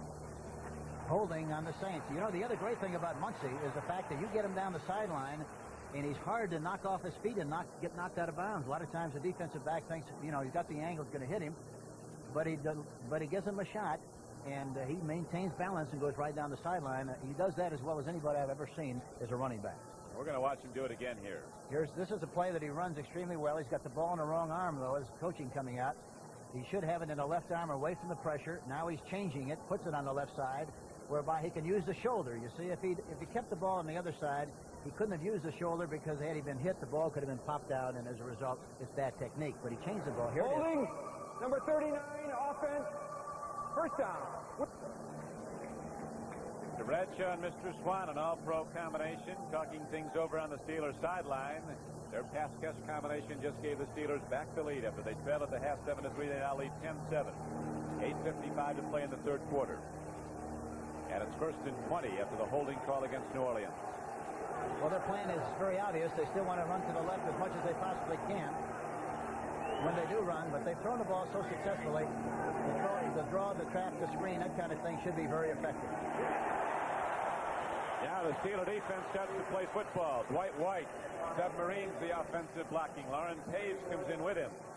They're not going to beat this Pittsburgh team running the football down. They're going to beat them with a forward pass. And, of course, it's sticky here because they've got bad field position. And I'm sure once they get some breathing room, they'll pump the ball up and get it up in the air again. But this is the way they're going to beat Pittsburgh. They're not going to beat them running the football. Overall, they're number 1 in the AFC in defense. They're 2nd in the conference against the rush. And they're 5th against the pass. But overall, they grade out as the number 1 defense in the American Conference. And they've not lost in their last 10 times to an NFC team here at Pittsburgh. Last team to beat them at Pittsburgh was the Rams back in 1971. Keep changing the look that time. The tight end should be wide open. Boy, Henry Childs living daringly as he turned his back to that defense coming up. And a fine defensive play breaks the play up and very nearly results in an interception. He was wide open. They had a double coverage on the outside, and he was wide open getting down the middle. Watch him come off the line of scrimmage. He's open all this time. Watch him once he gets by the linebacker. But the ball is just a little bit late. And the defensive back really does a great job of making a play on that particular inside move. Tony Dungy, number 21, made the play.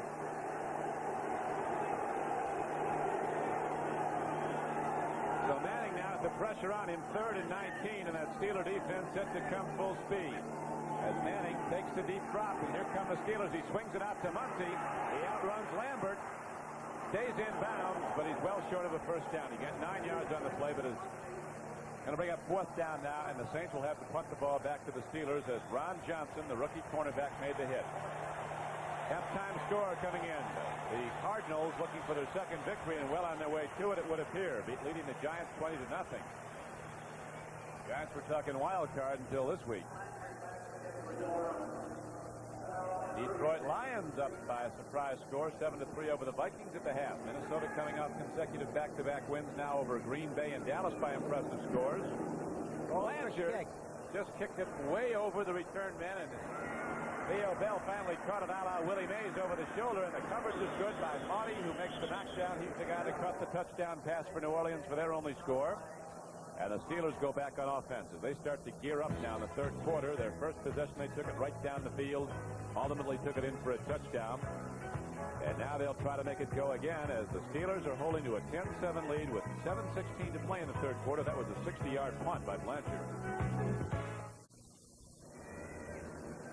Lots of football next Sunday on CBS. Doubleheader day. First games include the Giants and the Redskins at Washington, Tampa Bay at Detroit, Atlanta at New Orleans. Chicago goes against the Vikings at Bloomington, Minnesota. Then the doubleheader games. Dallas against the surprising Green Bay Packers. And the Cardinals in San Francisco. Consult your local listing for the games and times in your area. Some cities will see only a single game due to the NFL blackout policy. And, of course, Brett, Jane, and Irv, half-hour before kickoff with an update on all the action around the league. And right now, Bradshaw takes a look to throw. Timing pattern, Lynn Swan intercepted. Clarence Chapman outran Lynn Swan to the ball, and the Saints have the football at the 46-yard line, their own, and they'll go back on offense with excellent field position, trailing by but 3 points. They tried to throw the ball on the left side to Stallworth on a square and up. Maurice Spencer on the other side did a good job, number 29. He went to the right side and really threw it very poorly, and that's why the ball was intercepted.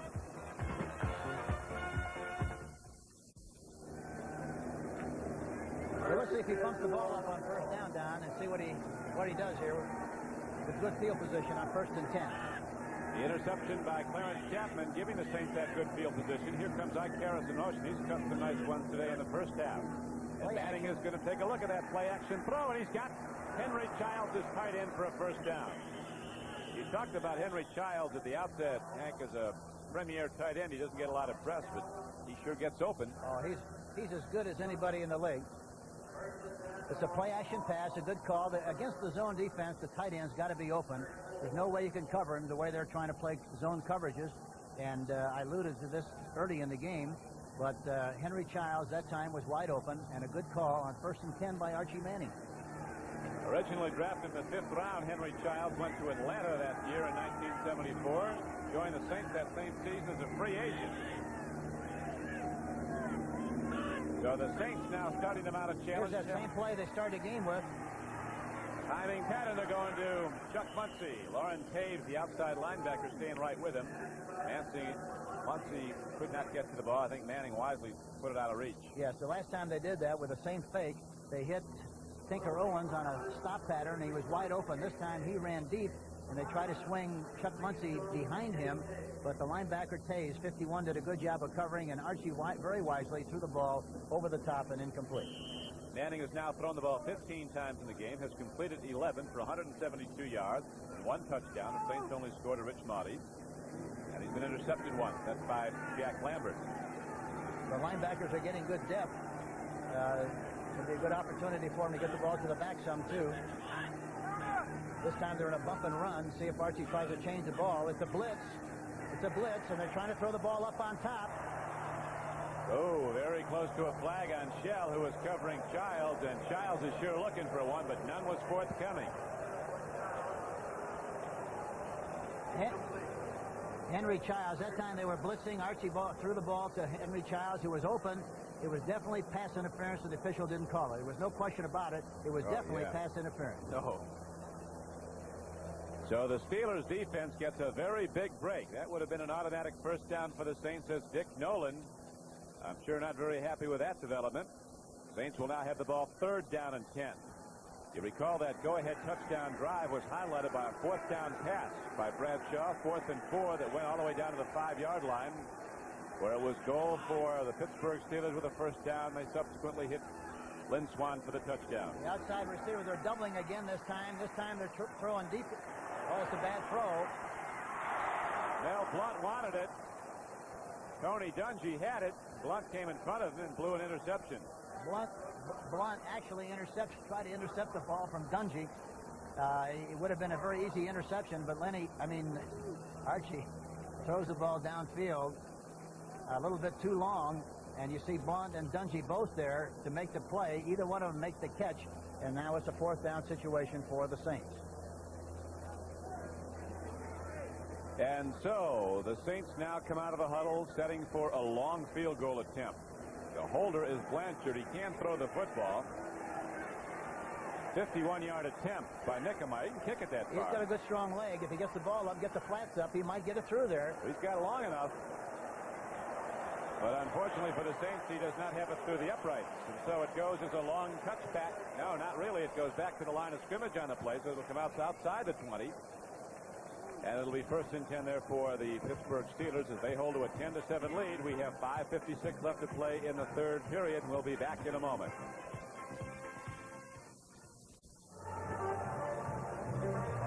And here are some other scores coming in from around the league. The Philadelphia Eagles holding the 7-3 lead over the Green Bay Packers at Veterans Stadium. The Cardinals with a halftime lead, a decided advantage 20-0 over the Giants. Atlanta leading San Francisco in the 2nd quarter 7-3.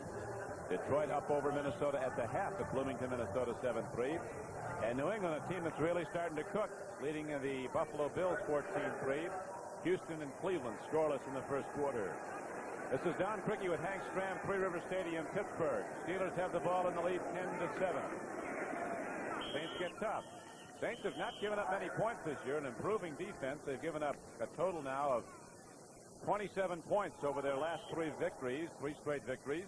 10 points here to the Steelers today.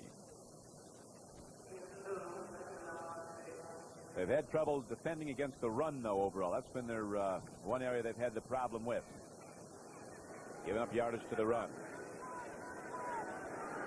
Giving up a lot of yardage, but not that many points. The Saints defense, that bend but doesn't break theorem holding here. Bradshaw fires. Lynn Swann catches, 48-yard line, 1st down Pittsburgh. Clarence Chapman hit him, the man who intercepted a little bit earlier for New Orleans. That time they had a slot to the right with Swann, Stallworth on the same side. The backs go to the opposite direction. Bradshaw sets up nicely and throws the ball again right at the numbers on a stop pattern right in front of Clarence Chapman, number 24, and it's good for a 1st down. Maurice Spencer's the cornerback to the right side for New Orleans. Clarence Chapman to the left. He's up against All-Pro Lynn Swann. And Stallworth on the other flank for Pittsburgh's just about as good. Franco Harris, change of pace move, and Harris breaks tackles, goes out of bounds at the Saint 45-yard line. Tom Myers running him out. Franco Harris of the Pittsburgh Steelers, one of the great backs in the history of the game. 7,000 yards in 7 seasons in the NFL, and he's going to play a lot more. Durable, fast, catches the ball, blocks. John Cobb that time did a good job on the defensive right end. Joe Campbell, number 73, that made that run possible. Going to be 2nd down and about 3. Harris has 42 yards and 10 carries today. And over 700 for the season. Back to Franco Harris, and again hit at the line of scrimmage. He spins away and comes very close to a 1st down. Pat Hughes finally threw him down. You look at sold out Three River Stadium here in Pittsburgh. Somebody asked Art Rooney, the 78-year-old president of the Steelers, it's still as big a thrill winning these days as it used to be in the early days of the NFL. He said, big thrill in the early days wasn't winning, it was meeting the payroll on Monday. And winning's a big thrill. I don't care when you play, 30 years ago, today, 15 years ago, whenever you win, it's always a big thrill. There is Chuck Noll now in his 10th year as the head coach of the Steelers. His first season, 1969, they won 1 game, lost 13. They subsequently drafted Terry Bradshaw #1 in the next draft. And it was very few years later that they had consecutive Super Bowl rings to wear. And they really put together one of the outstanding football teams in the National Football League, which is very obvious. You don't win by accident. You win with people, and this is exactly what these people are doing. Noll was an assistant coach at San Diego and Baltimore before coming to Pittsburgh in '69. 3rd down and inches for the Steelers. 43-yard line of New Orleans. Franco Harris gets that and a whole lot more, and had he not been tripped, he might have gone a long way. Tommy Myers saved a big gainer. It was just a straight-ahead shot. Good blocking on the part of the left tackle, Cobb, and Davis, the left guard. They ran at Derlin Moore that time, and Joe Campbell, and did a good job of making yardage on the play. 1st and 10, Pittsburgh. Our spotter, Bernie McGinley, very close to the Steeler organization, says that the general consensus seems to be, while they don't like to talk about it, this could very definitely be a team just every bit as good as the 2 teams that won Super Bowls. Staying healthy, as Shula's always said, is such a vital aspect to winning. Going the distance. Bradshaw, with an arm like a cannon, guns the ball with a flick of the wrist, 25 yards straight downfield, and Blyer catches it coming back for a first down. Boy, Blyer did a good job of coming back. Look at him throw this, though. Yeah, watch it. And he doesn't. What an arm. And he doesn't throw it off on balance very well either that time. He's throwing to his left. The important thing, the thing that made that play successful was the fact that Rocky Blyer had the presence to come right back for the ball, and he caught it right off the turf. 1st and 10, Pittsburgh. So the Steelers start to get their act together here in the third quarter. Their first possession, they drove for a touchdown. Now they could be moving towards another score as Bradshaw looks. He throws, man is open. Grossman, who has just spectacular hands, and Grossman catches the ball at the 11. They say if it's near Grossman, he's going to get it. Boy, he sucked that ball right up like he had vacuum sweepers on his hands. I don't know how he caught that one that time because it was low and he was running to the right. Watch him. And actually the coverage was not bad by Ray Brown, number 27.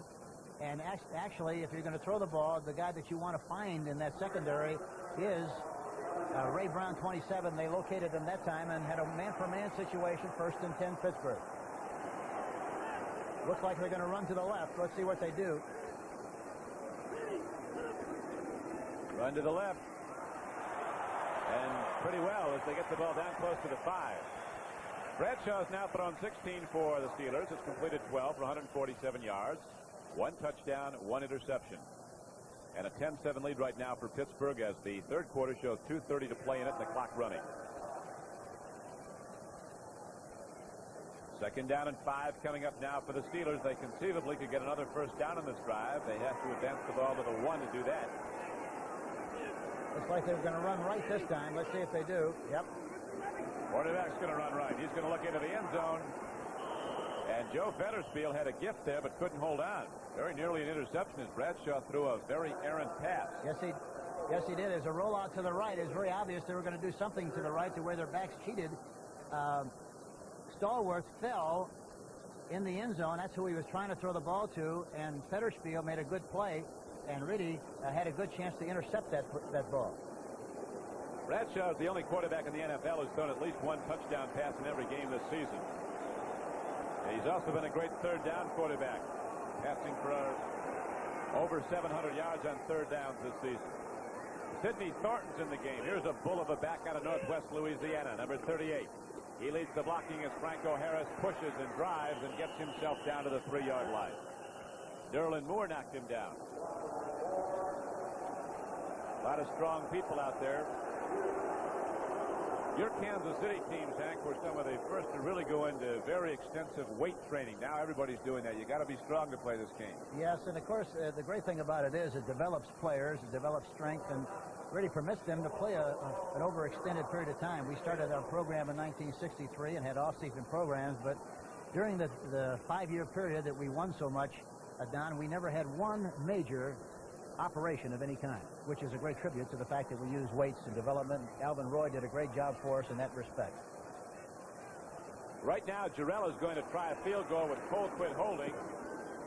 Got plenty of distance, and Jarrell, who came into the game hitting 7 of 14 field goal tries, is 2 for 2 today, and the Steelers extend their lead to 13-7.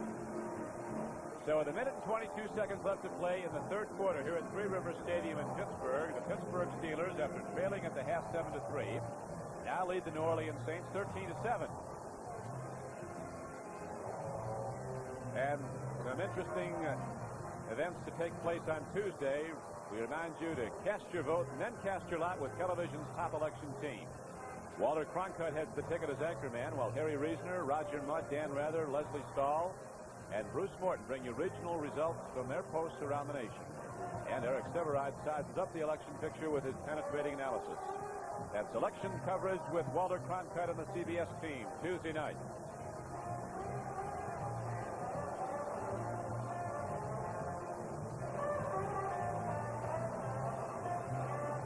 Getting set to kick the ball off from the 35-yard line, Roy Jarrella, as the Steelers just went 62 yards in 10 plays, using 4.5 minutes of the clock. A field goal from 21 yards out. Wes Chandler standing in the end zone in the middle there for New Orleans. He served notice the first preseason game he played in against, I guess it was the Eagles down in Mexico City. Took one back the distance.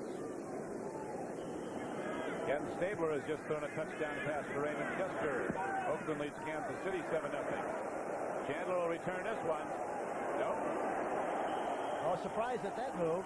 Normally the rule is if the ball is about 3 yards deep, you still try to run it out of there. That time the ball was just about 2 yards deep, and surprisingly he downed the ball in the end zone and elected to take it out to the 20.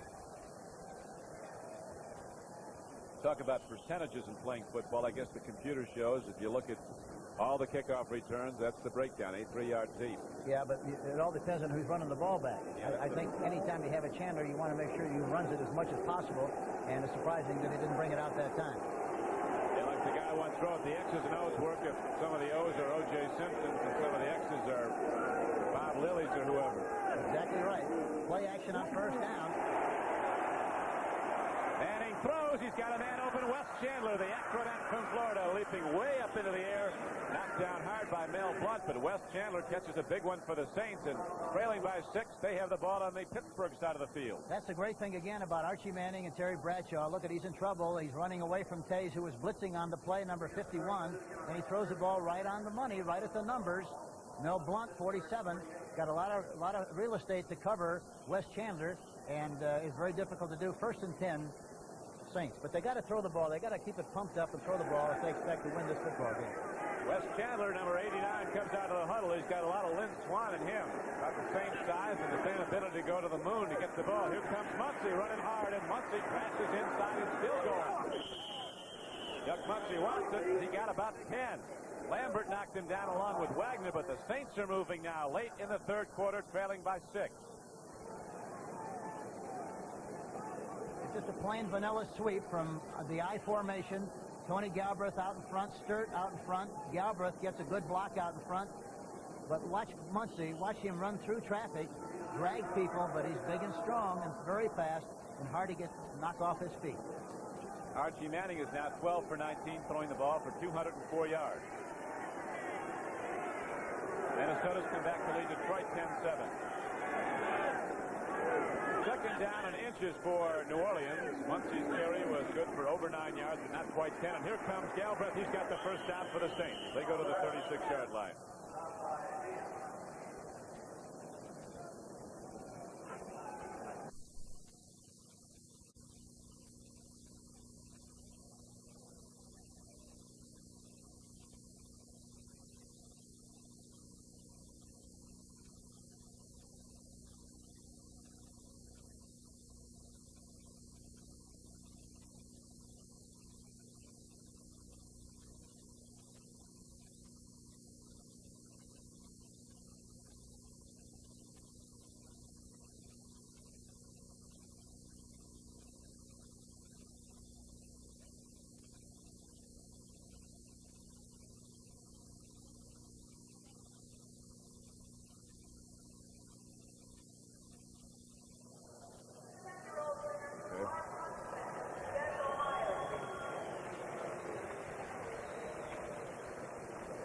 Right.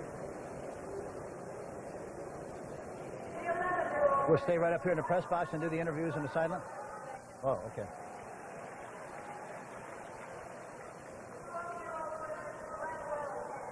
This is Don Criqui with Hank Stram back at Three River Stadium in Pittsburgh. The Steelers hold to a 13-7 lead as we head into the 4th quarter of play. The Saints are driving now, and there's the man whose right arm has led the way for them this season and this day, Archie Manning, as the Saints will come out of the huddle with the ball 1st and 10 at the Steelers 36. As I mentioned earlier, this would be a good time for another pass or a draw play possibly, but I think that personality of draw, screen, trap, throw the ball is going to be very effective for the Saints. They're not going to move the ball that well offensively running the ball. They will on occasions, a little bit running to the left, but they got to win the game throwing the football and then going to the run.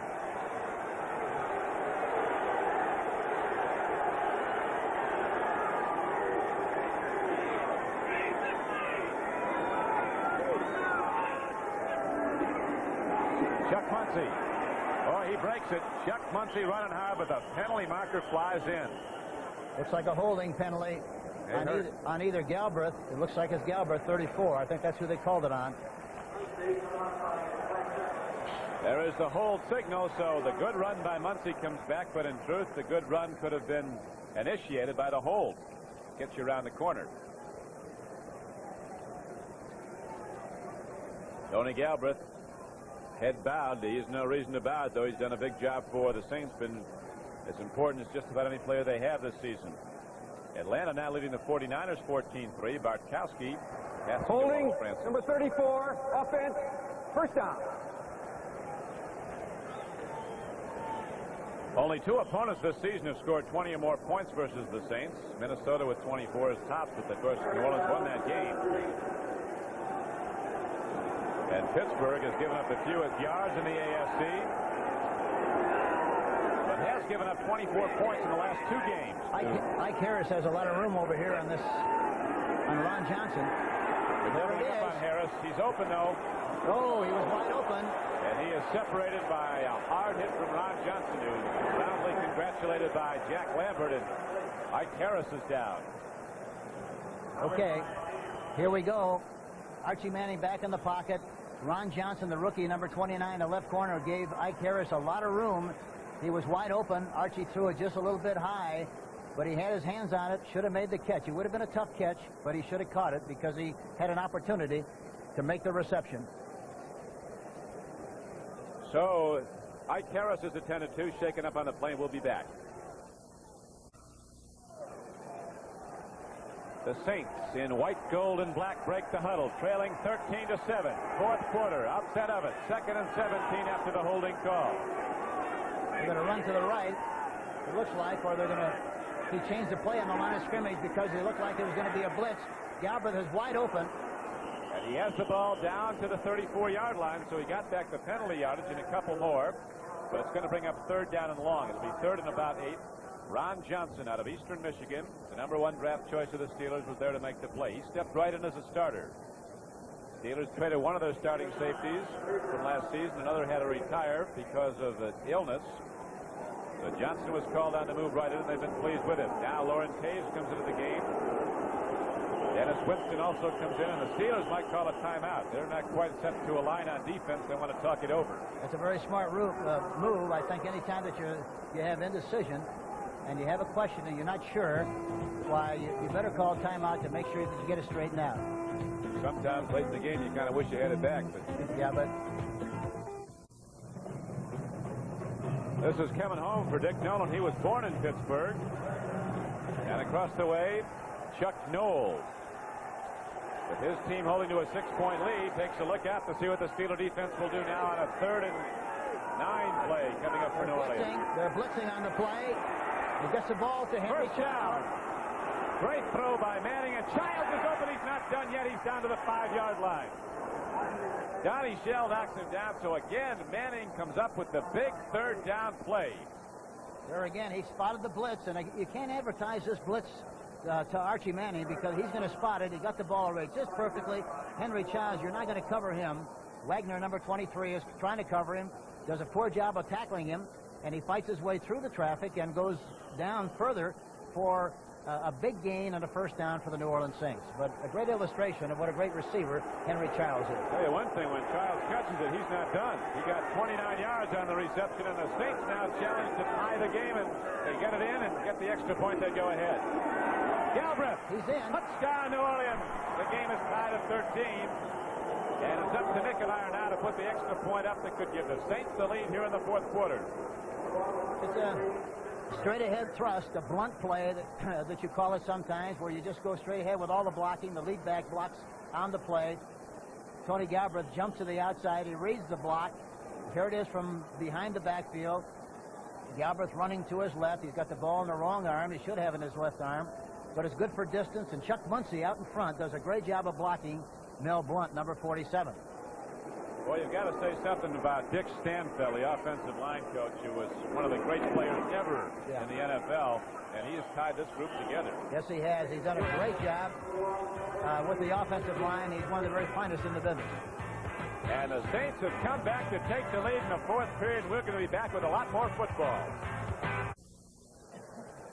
The preceding announcement was brought to you as a public service by the National Football League. 3 of the Saints' 5 victories this season have come on the road, and right now they're ahead in the 4th quarter against the Pittsburgh Steelers. But Bradshaw has moved the Steelers when he's had to, and right now they get the ball back, and here's Larry Anderson.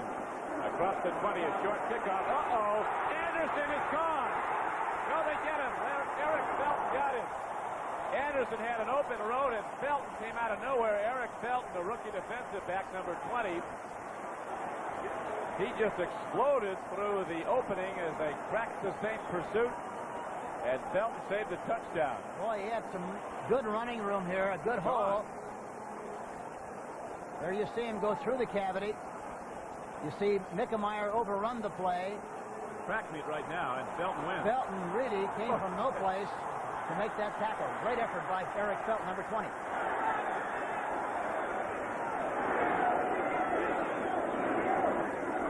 Rocky Blyer turns upfield and works for 2 tough yards.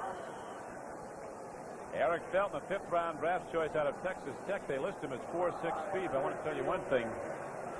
That's the quickest 4'6" that's ever played the game right there. He looked like 4'1" that time. I guess he was chasing 4'4" speed or 4'5". Looked like there's a big brown spot on the field there where he singed the turf. He was ready flying. And now it's 2nd and 8 Steelers. New Orleans leads the game 14-13. 12:40 to play in the game. Blyer breaks it open, and Rocky Blyer's inside the 20. He has the first down for the Steelers. They haven't had much success against the Saints running sideways, but they really do a great job of running at the defense, right at it. That time it was a sucker play. They pulled the guard to the right side. Alex Price, number 75, went with the pulling guard. He went right through a gapping hole and made the necessary yardage and then some for the first down.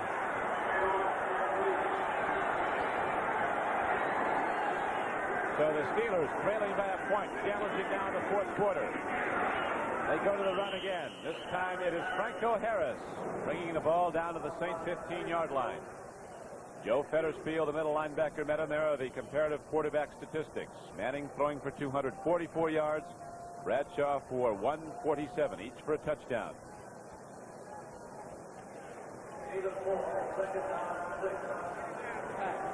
Lynn Swan, with that graceful stride, literally bounces out to the right flank to a line as a wide receiver there.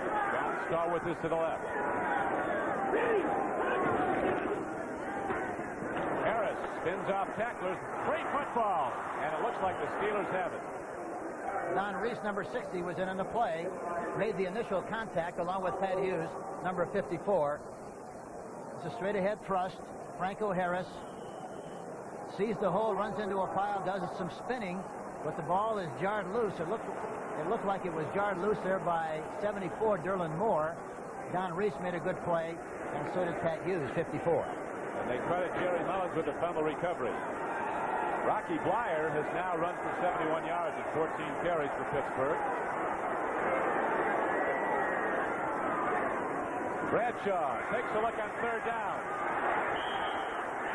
Aaron Chapman gets away with a close call on interference against Lynn Swan, and he wants to talk about it, does Lynn Swan. Yeah, that time they balanced it out. The other time, Henry Childs was interfered with. This time, Swan definitely was interfered with, but they didn't call either one. Very important development here now. Girella comes out to try a field goal. He is hit from 27 and 21 yards. This will be a 31-yard attempt.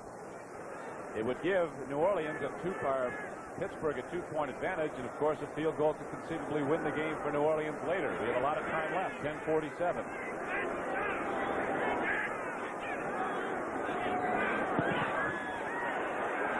Hits the upright, it's no good.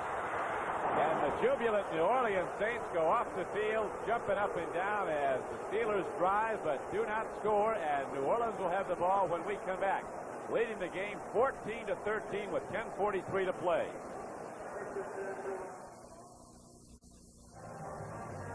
Now a replay of Girella's field goal try. There it is, up. And whoop, he hits the uprights. Back it goes. Touchback. No field goal, no points. Saints continue to lead, and they now have the ball back. Let's see what they do here at first down, whether they run to the left. Wes Chandler's in the ball game, 89, along with Ike Harris, Chuck Muncie, or whether they throw the football. Robin Cole is now in backing the line as one of the 3 for the Pittsburgh Steelers. Manning getting that Steeler defense jumpy, going with a long count. Pittsburgh quickly shuts down the New Orleans offense. Little or no gain, ball just across the 20-yard line. They really haven't made any yardage, so to speak of, at all, running right at the defense, right up the middle. They made some running to their left, But, of course, the big weapon has been the forward pass, and they've done that extremely well. New Orleans has been a fourth-quarter team, as you see. They outscored their opposition in the fourth quarter. Now Manning brings his team out of the huddle. Wesley Chandler, who caught that big third down play late in the third quarter. It's wide to the left. Mike Harris is wide to the right. Galbraith runs on what was a touchdown carry earlier, the same play. This time the Steelers fired up on defense, shut it right down. L.C. Greenwood was on the tackle. Minnesota has now gone ahead of Detroit, 17-7. So it's third down and 9 for New Orleans, and the Steelers, conceivably, if they hold here, will get the ball back on a punt in good field position with much time remaining. 9:35 and the clock running, fourth quarter. New Orleans 14, Pittsburgh 13. Extra defensive back in for the Steelers and Tony Dungy.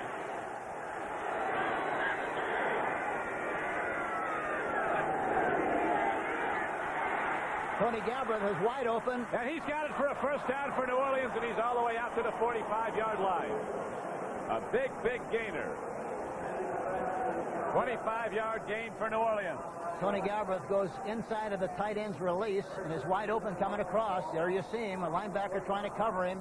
Can't do it. And Wagner, number 23, finally makes a tackle, but the Saints are out of the trouble area. Have a good opportunity here. First and 10 on the 45-yard line. And here again, Archie Manning hit the right guy, and the offensive line continued to do a good job. The pass rush of the Pittsburgh Steelers is practically nil. Manning has capitalized 268 yards passing. The Saints leading by 1, and now with the drive going at the 45. First and 10. Manning's going to look again. Childs is open. Caught by Henry Childs after it was tipped by Jack Ham. Yes, it was a tip ball, Don. You're right. It was a tip ball, but the concentration span again of Henry Childs is just terrific. Watch him. He pops open. The ball is deflected there by Jack Ham, number 59. Watch Jack Ham reach high for the ball, deflects it, just barely tips it, but Henry Childs still manages to make the reception. First and 10, New Orleans.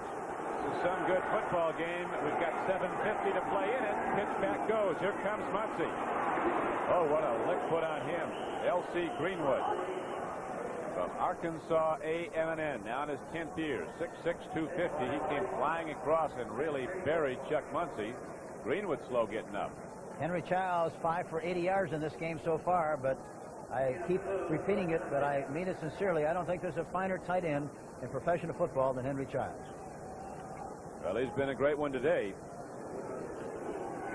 Really all season long. He has 32 receptions on the year for New Orleans, 5 today. Second down and 8 now for the Saints. Follow the 35-yard line of Pittsburgh. Saints lead by a point in the fourth quarter. 14-13. Muncy. Shell came up to Phil nicely. There was room for Chuck Muncy to go had he eluded Donnie Shell. Yeah, there was a blitz that time. Donnie Shell, number 31. It's a straight ahead shot again. There you see him, 31.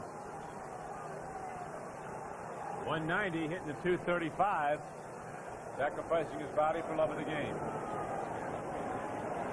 We have to have some young men, don't we, Hank? That's right. Red-blooded young people who will make those sacrifices. Third down now for New Orleans. Third and 8. 35-yard line of Pittsburgh. Good chance for him to hit Ike Harris in an outside pattern again. No, they're running a sweep. And Muncy is upended by Ron Johnson, and so the Steeler defense holds, and it's a very long field goal. I think we're going to see Blanchard come out and try an angle of punt. Fourth down coming up. They're a little slow sending out the kicking unit they're going to send out. Of course, a field goal, if it ever went the distance, would be a big, big event. Now they're sending Blanchard out. Here comes Mickemeyer. Blanchard's coming also, but he's the holder in this case. Well, we've seen Mickemeyer hit it distance-wise from this far out earlier, but he's a little bit wide. No question he has the range to hit it this far. And, of course, if he should, it would give the Saints a 4-point lead, and the Steelers would have to score a touchdown to go ahead. Right now, New Orleans is leading 14-13. A 50-yard attempt is not going to get there. Not enough steam. So the Steelers will take over at what was the line of scrimmage, and that is their 33-yard line. So they have relatively good field position. 5.5 minutes to play in the game. That's where they miss a fine kicker like Rich Zarro. Rich has a very strong leg and is very effective from that distance. 60 Minutes kicks off television's top Sunday night lineup with more fascinating stories. Then Archie Bunker gets the shock of his life when he finds out who his bedfellow is. More last follow with Alice. Then it's the fast-moving drama Kaz. Red-hot action of Dallas tonight on CBS. Swing pass to Franco Harris. Reese hit him as hard as he could. Harris moved right off and moved ahead. Not too much yardage. Jim Merlo finally finished off Franco Harris on the play. Actually, it was the outside receiver. You saw the two down. Yeah, it was Stallworth, but it was a quick screen. And the reason the play didn't succeed was the fact that he didn't throw the ball well at all. It was way too low. Didn't throw it at the numbers. And if you don't throw it at the numbers, there's no way this play is going to succeed, because by the time you get readjusted and get back up and try to make yardage, the defense is there waiting for you. Live action now. 2nd down and 8.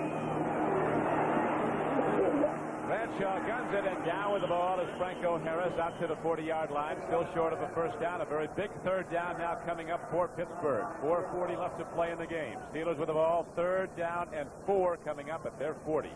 Jim Merlo that time, number 57, made a good open field tackle on Franco Harris, number 32. Steelers have had 10 previous 3rd downs, have converted 5 for first downs. John Stallworth wide to the left. Lynn Swan moves out to the right flank. Bradshaw takes a drop. They give him time. Now he throws. It's caught by Randy Grossman for a first down. Grossman still going. He's inside the 40. And Grossman with a big catch, and the subsequent run with the ball has it advanced to the 38-yard line of New Orleans. They fail there again. Watch again this time. The guy they want to do business on one-on-one is number 27. There he is. Merlo's out there, tries to make a play. But there you see Grossman, number 84, doing a good job on Ray Brown, number 27, who finally made the tackle. 3:35 to play in the game. Clock running. Saints 14, Steelers 13. 1st and 10 Steelers. Flyer crashing ahead.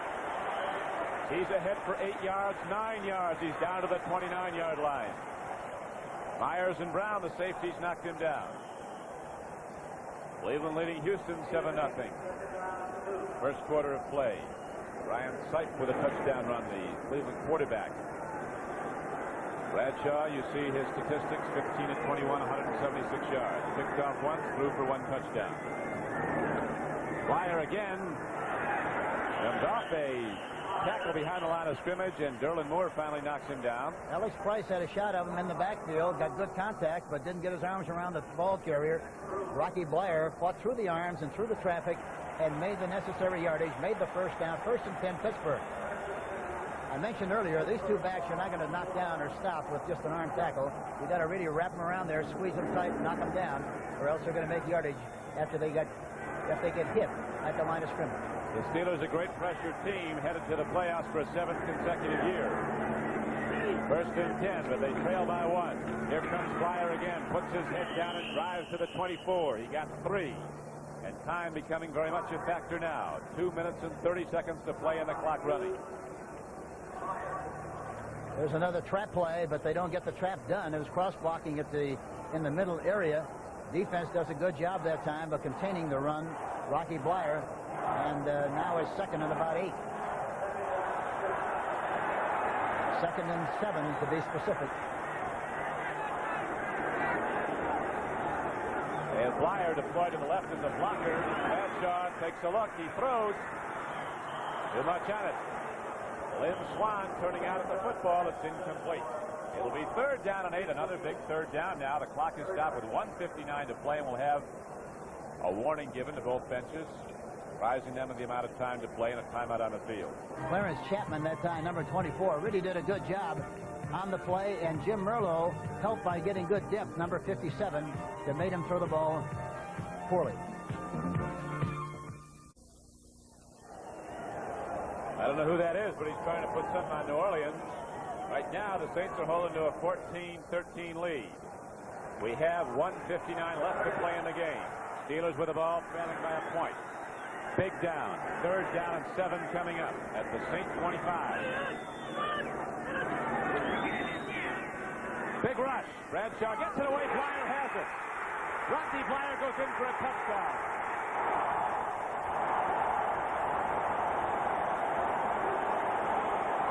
John Stallworth, the wide receiver, screened off a New Orleans defensive back with a perfect block that let Blyer go in. Let's watch it again now. Here is Bradshaw. The rush is heavy. The blitz is on. Hughes was coming. Blyer makes the reception. Now you'll see Stallworth get in the way. That is the end of defensive back and into the end zone, number 20. Rocky Blyer, the Pittsburgh Steelers, and Pittsburgh has the lead 19-14. And here's Jarrella ready to try to point after. 1:51 left to play in the game. He makes this, it'll be a 6-point lead for Pittsburgh. The Saints, if they can come down and score and hit the extra point, could win the game. This could be a game right to the final gun, and here is the extra point up and good. So the Steelers make the big play when they have to make the big play, and they come back to take the lead, coming from behind twice in this game. We'll be back with the Saints getting the ball in a moment.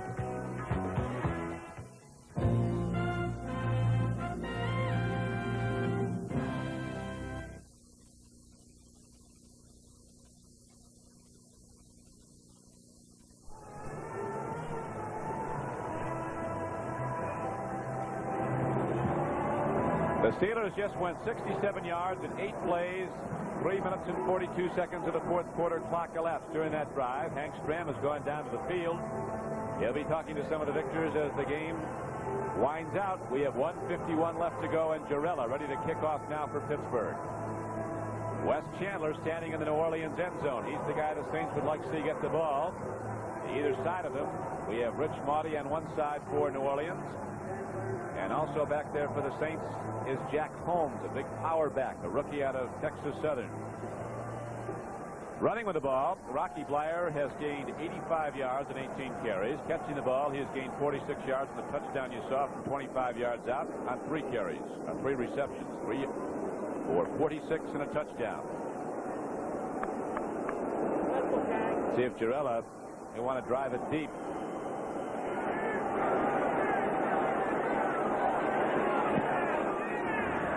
Fielded by an up-back, Don Schwartz, a rookie. He's across the 35. And Schwartz gets out to the 42-yard line, and penalty markers go down. A very costly clip by the Saints, if that's what the call is.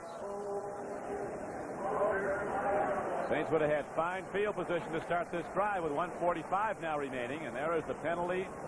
Clipping against New Orleans, so from the 42, they'll be marked back.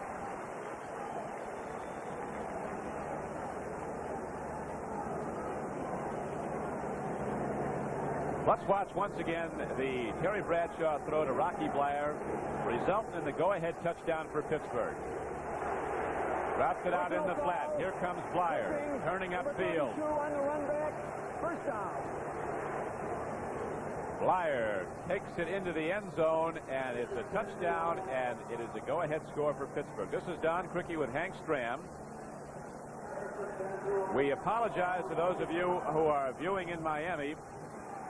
I hope you're enjoying it. Normally you see the pregame show now. There's been a switch in the switch, so you see a live football game. There's been some football game. We'll be going back to the pregame show in Miami, but right now you're watching the Saints trying to come down the field with 1:45 left to play. Manning has had a spectacular day. Rolling out, throws the ball.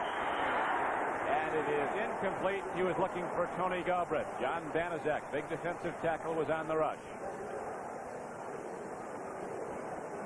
Hank Stram, I see you down the sideline now. What do the Saints do here as the Steelers are really putting that defensive pressure on? Yeah, they're still putting a lot of pressure on the defense, on the offense, especially at this stage of the game. But they have to maintain a lot of poise and do what they feel they have to do. They have to try to get the ball to Henry Childs, I think, the way they're covering. Let's see what they do on this situation. Wes Chandler, wide to the right. Wide to the left, Harris. 2nd down and 10, New Orleans. Pittsburgh 20, New Orleans 14, 1:38 to play. Swing pass goes to Galbraith.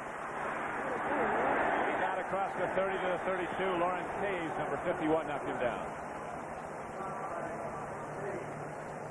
So that brings up another third down as the Steeler defense has really come alive now. You see the clock running. That is the time remaining in the football game. New Orleans led at the half, 7-3. Later trail 13-7. Went ahead 14-13. Now the Steelers have come back a second time to take the lead, 20-14. Manning throws. It is caught for a first down by Ike Harris at the 48-yard line. The Saints still not calling a timeout. 59 seconds left, 57, 56. And now they call a timeout with 55 seconds to play. Hank? You know, the key to this game so far, and in this particular situation down, is the fact that the Pittsburgh Steelers really have not been able to get a good pass rush on Archie Manning.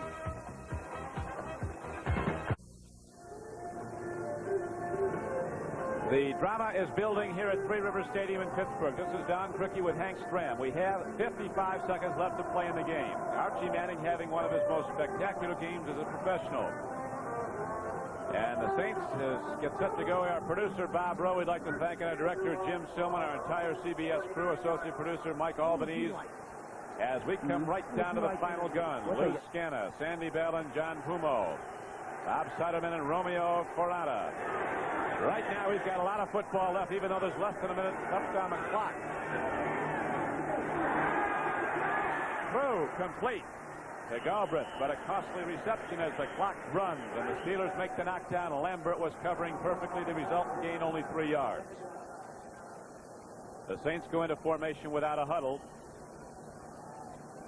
The Saints must score a touchdown to tie the game. An extra point would win it if they can take it into the end zone. The Steelers defensive backs are playing way back like center fielders now. Prevent defense. Incomplete and a penalty marker down. It looked like that time there's a holding penalty. Let's see what they call. I think they do. Let's listen.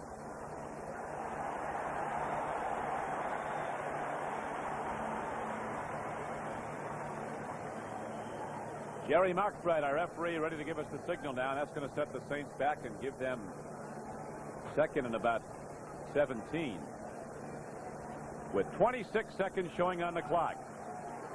The Steelers looking to extend their winning mark this season to 9-1. If they get it, it did not come easily against an underdog Saint team.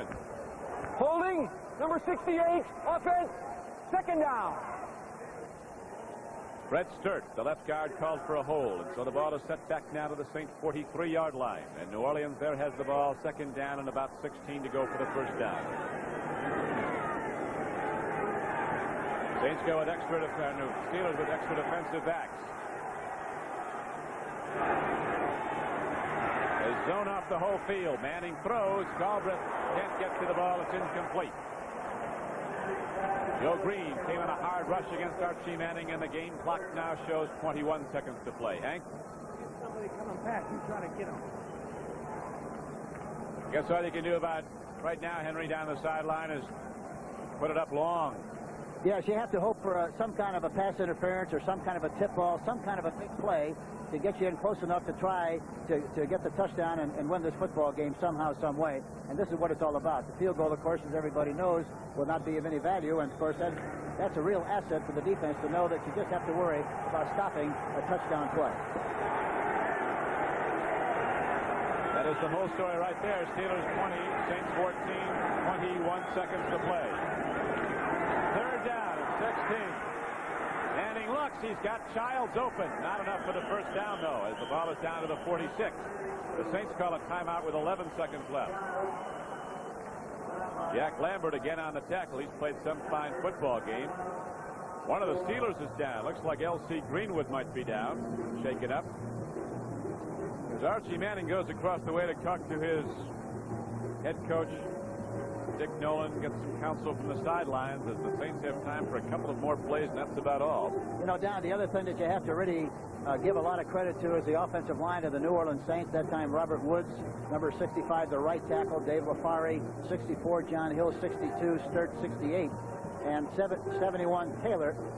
They've all done a great job out here this afternoon. We remind you that you'll see the World Middleweight Championship fight live next Saturday here on the CBS Network on the CBS Sports Spectacular. Hugo Coro of Buenos Aires, Argentina. That's where the fight will be held. Will defend against Rodrigo Valdez. And And you'll also see live from Aqueduct in New York, the Stuyvesant Handicap for Thoroughbreds, the last race for the Great Seattle Slew. That's next Saturday at 4:30 Eastern, 3:30 Central and Pacific on the CBS Sports Spectacular. 11 seconds to play in the game. Archie Manning walks back out. He is 20 for 30 throwing the ball, 326 yards and 1 touchdown. And right now they're still attending to L.C. Greenwood, who is probably the Steelers' most valuable defensive lineman this year. He's had a fine season. Appears to have a leg injury. 6 of Manning's completions have gone to the tight end, Childs. Good for 92 yards.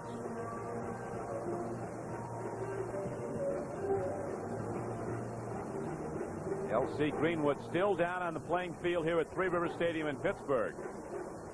You know, Don, the other thing that's helped I should say probably hurt the Pittsburgh defense as far as their secondary is concerned is the fact that they can't hit receivers in a line of scrimmage like they used to. They used to do a terrific job of that in containing people and preventing them from getting downfield. With the new rule like it is, they can't do that, and as a result, they don't cover that well. And the key has to be the pass rush. And this afternoon, the pass rush was really nullified by the fine work of the offensive line, and a great compliment to those people, and also to Dick Stanfield, the fine line coach of the New Orleans Saints.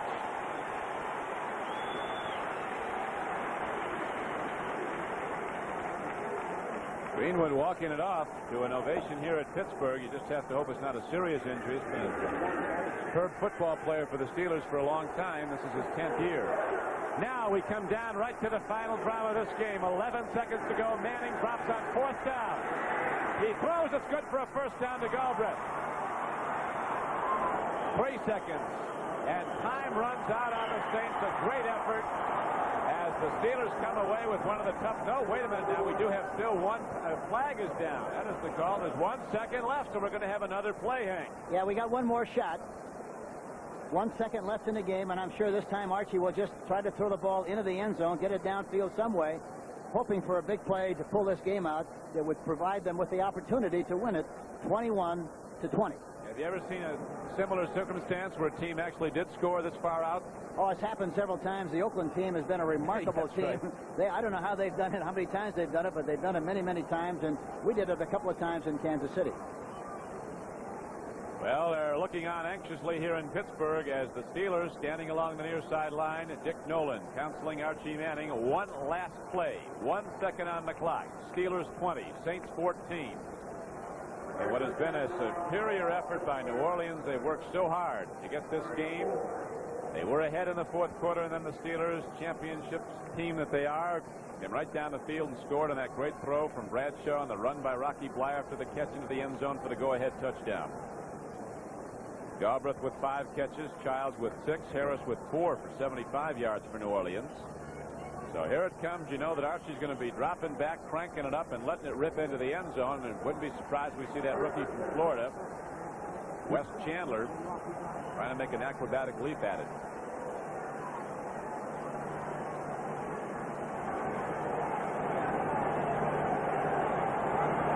This is the last play of the game. Harris to the right. Manning drops to throw. He looks. He throws to Chandler. He catches it, but he's caught, and time runs out. The Steelers had 3 guys back on the goal line, so you weren't going to complete anything into the end zone. They'd hoped that perhaps the Saints did that.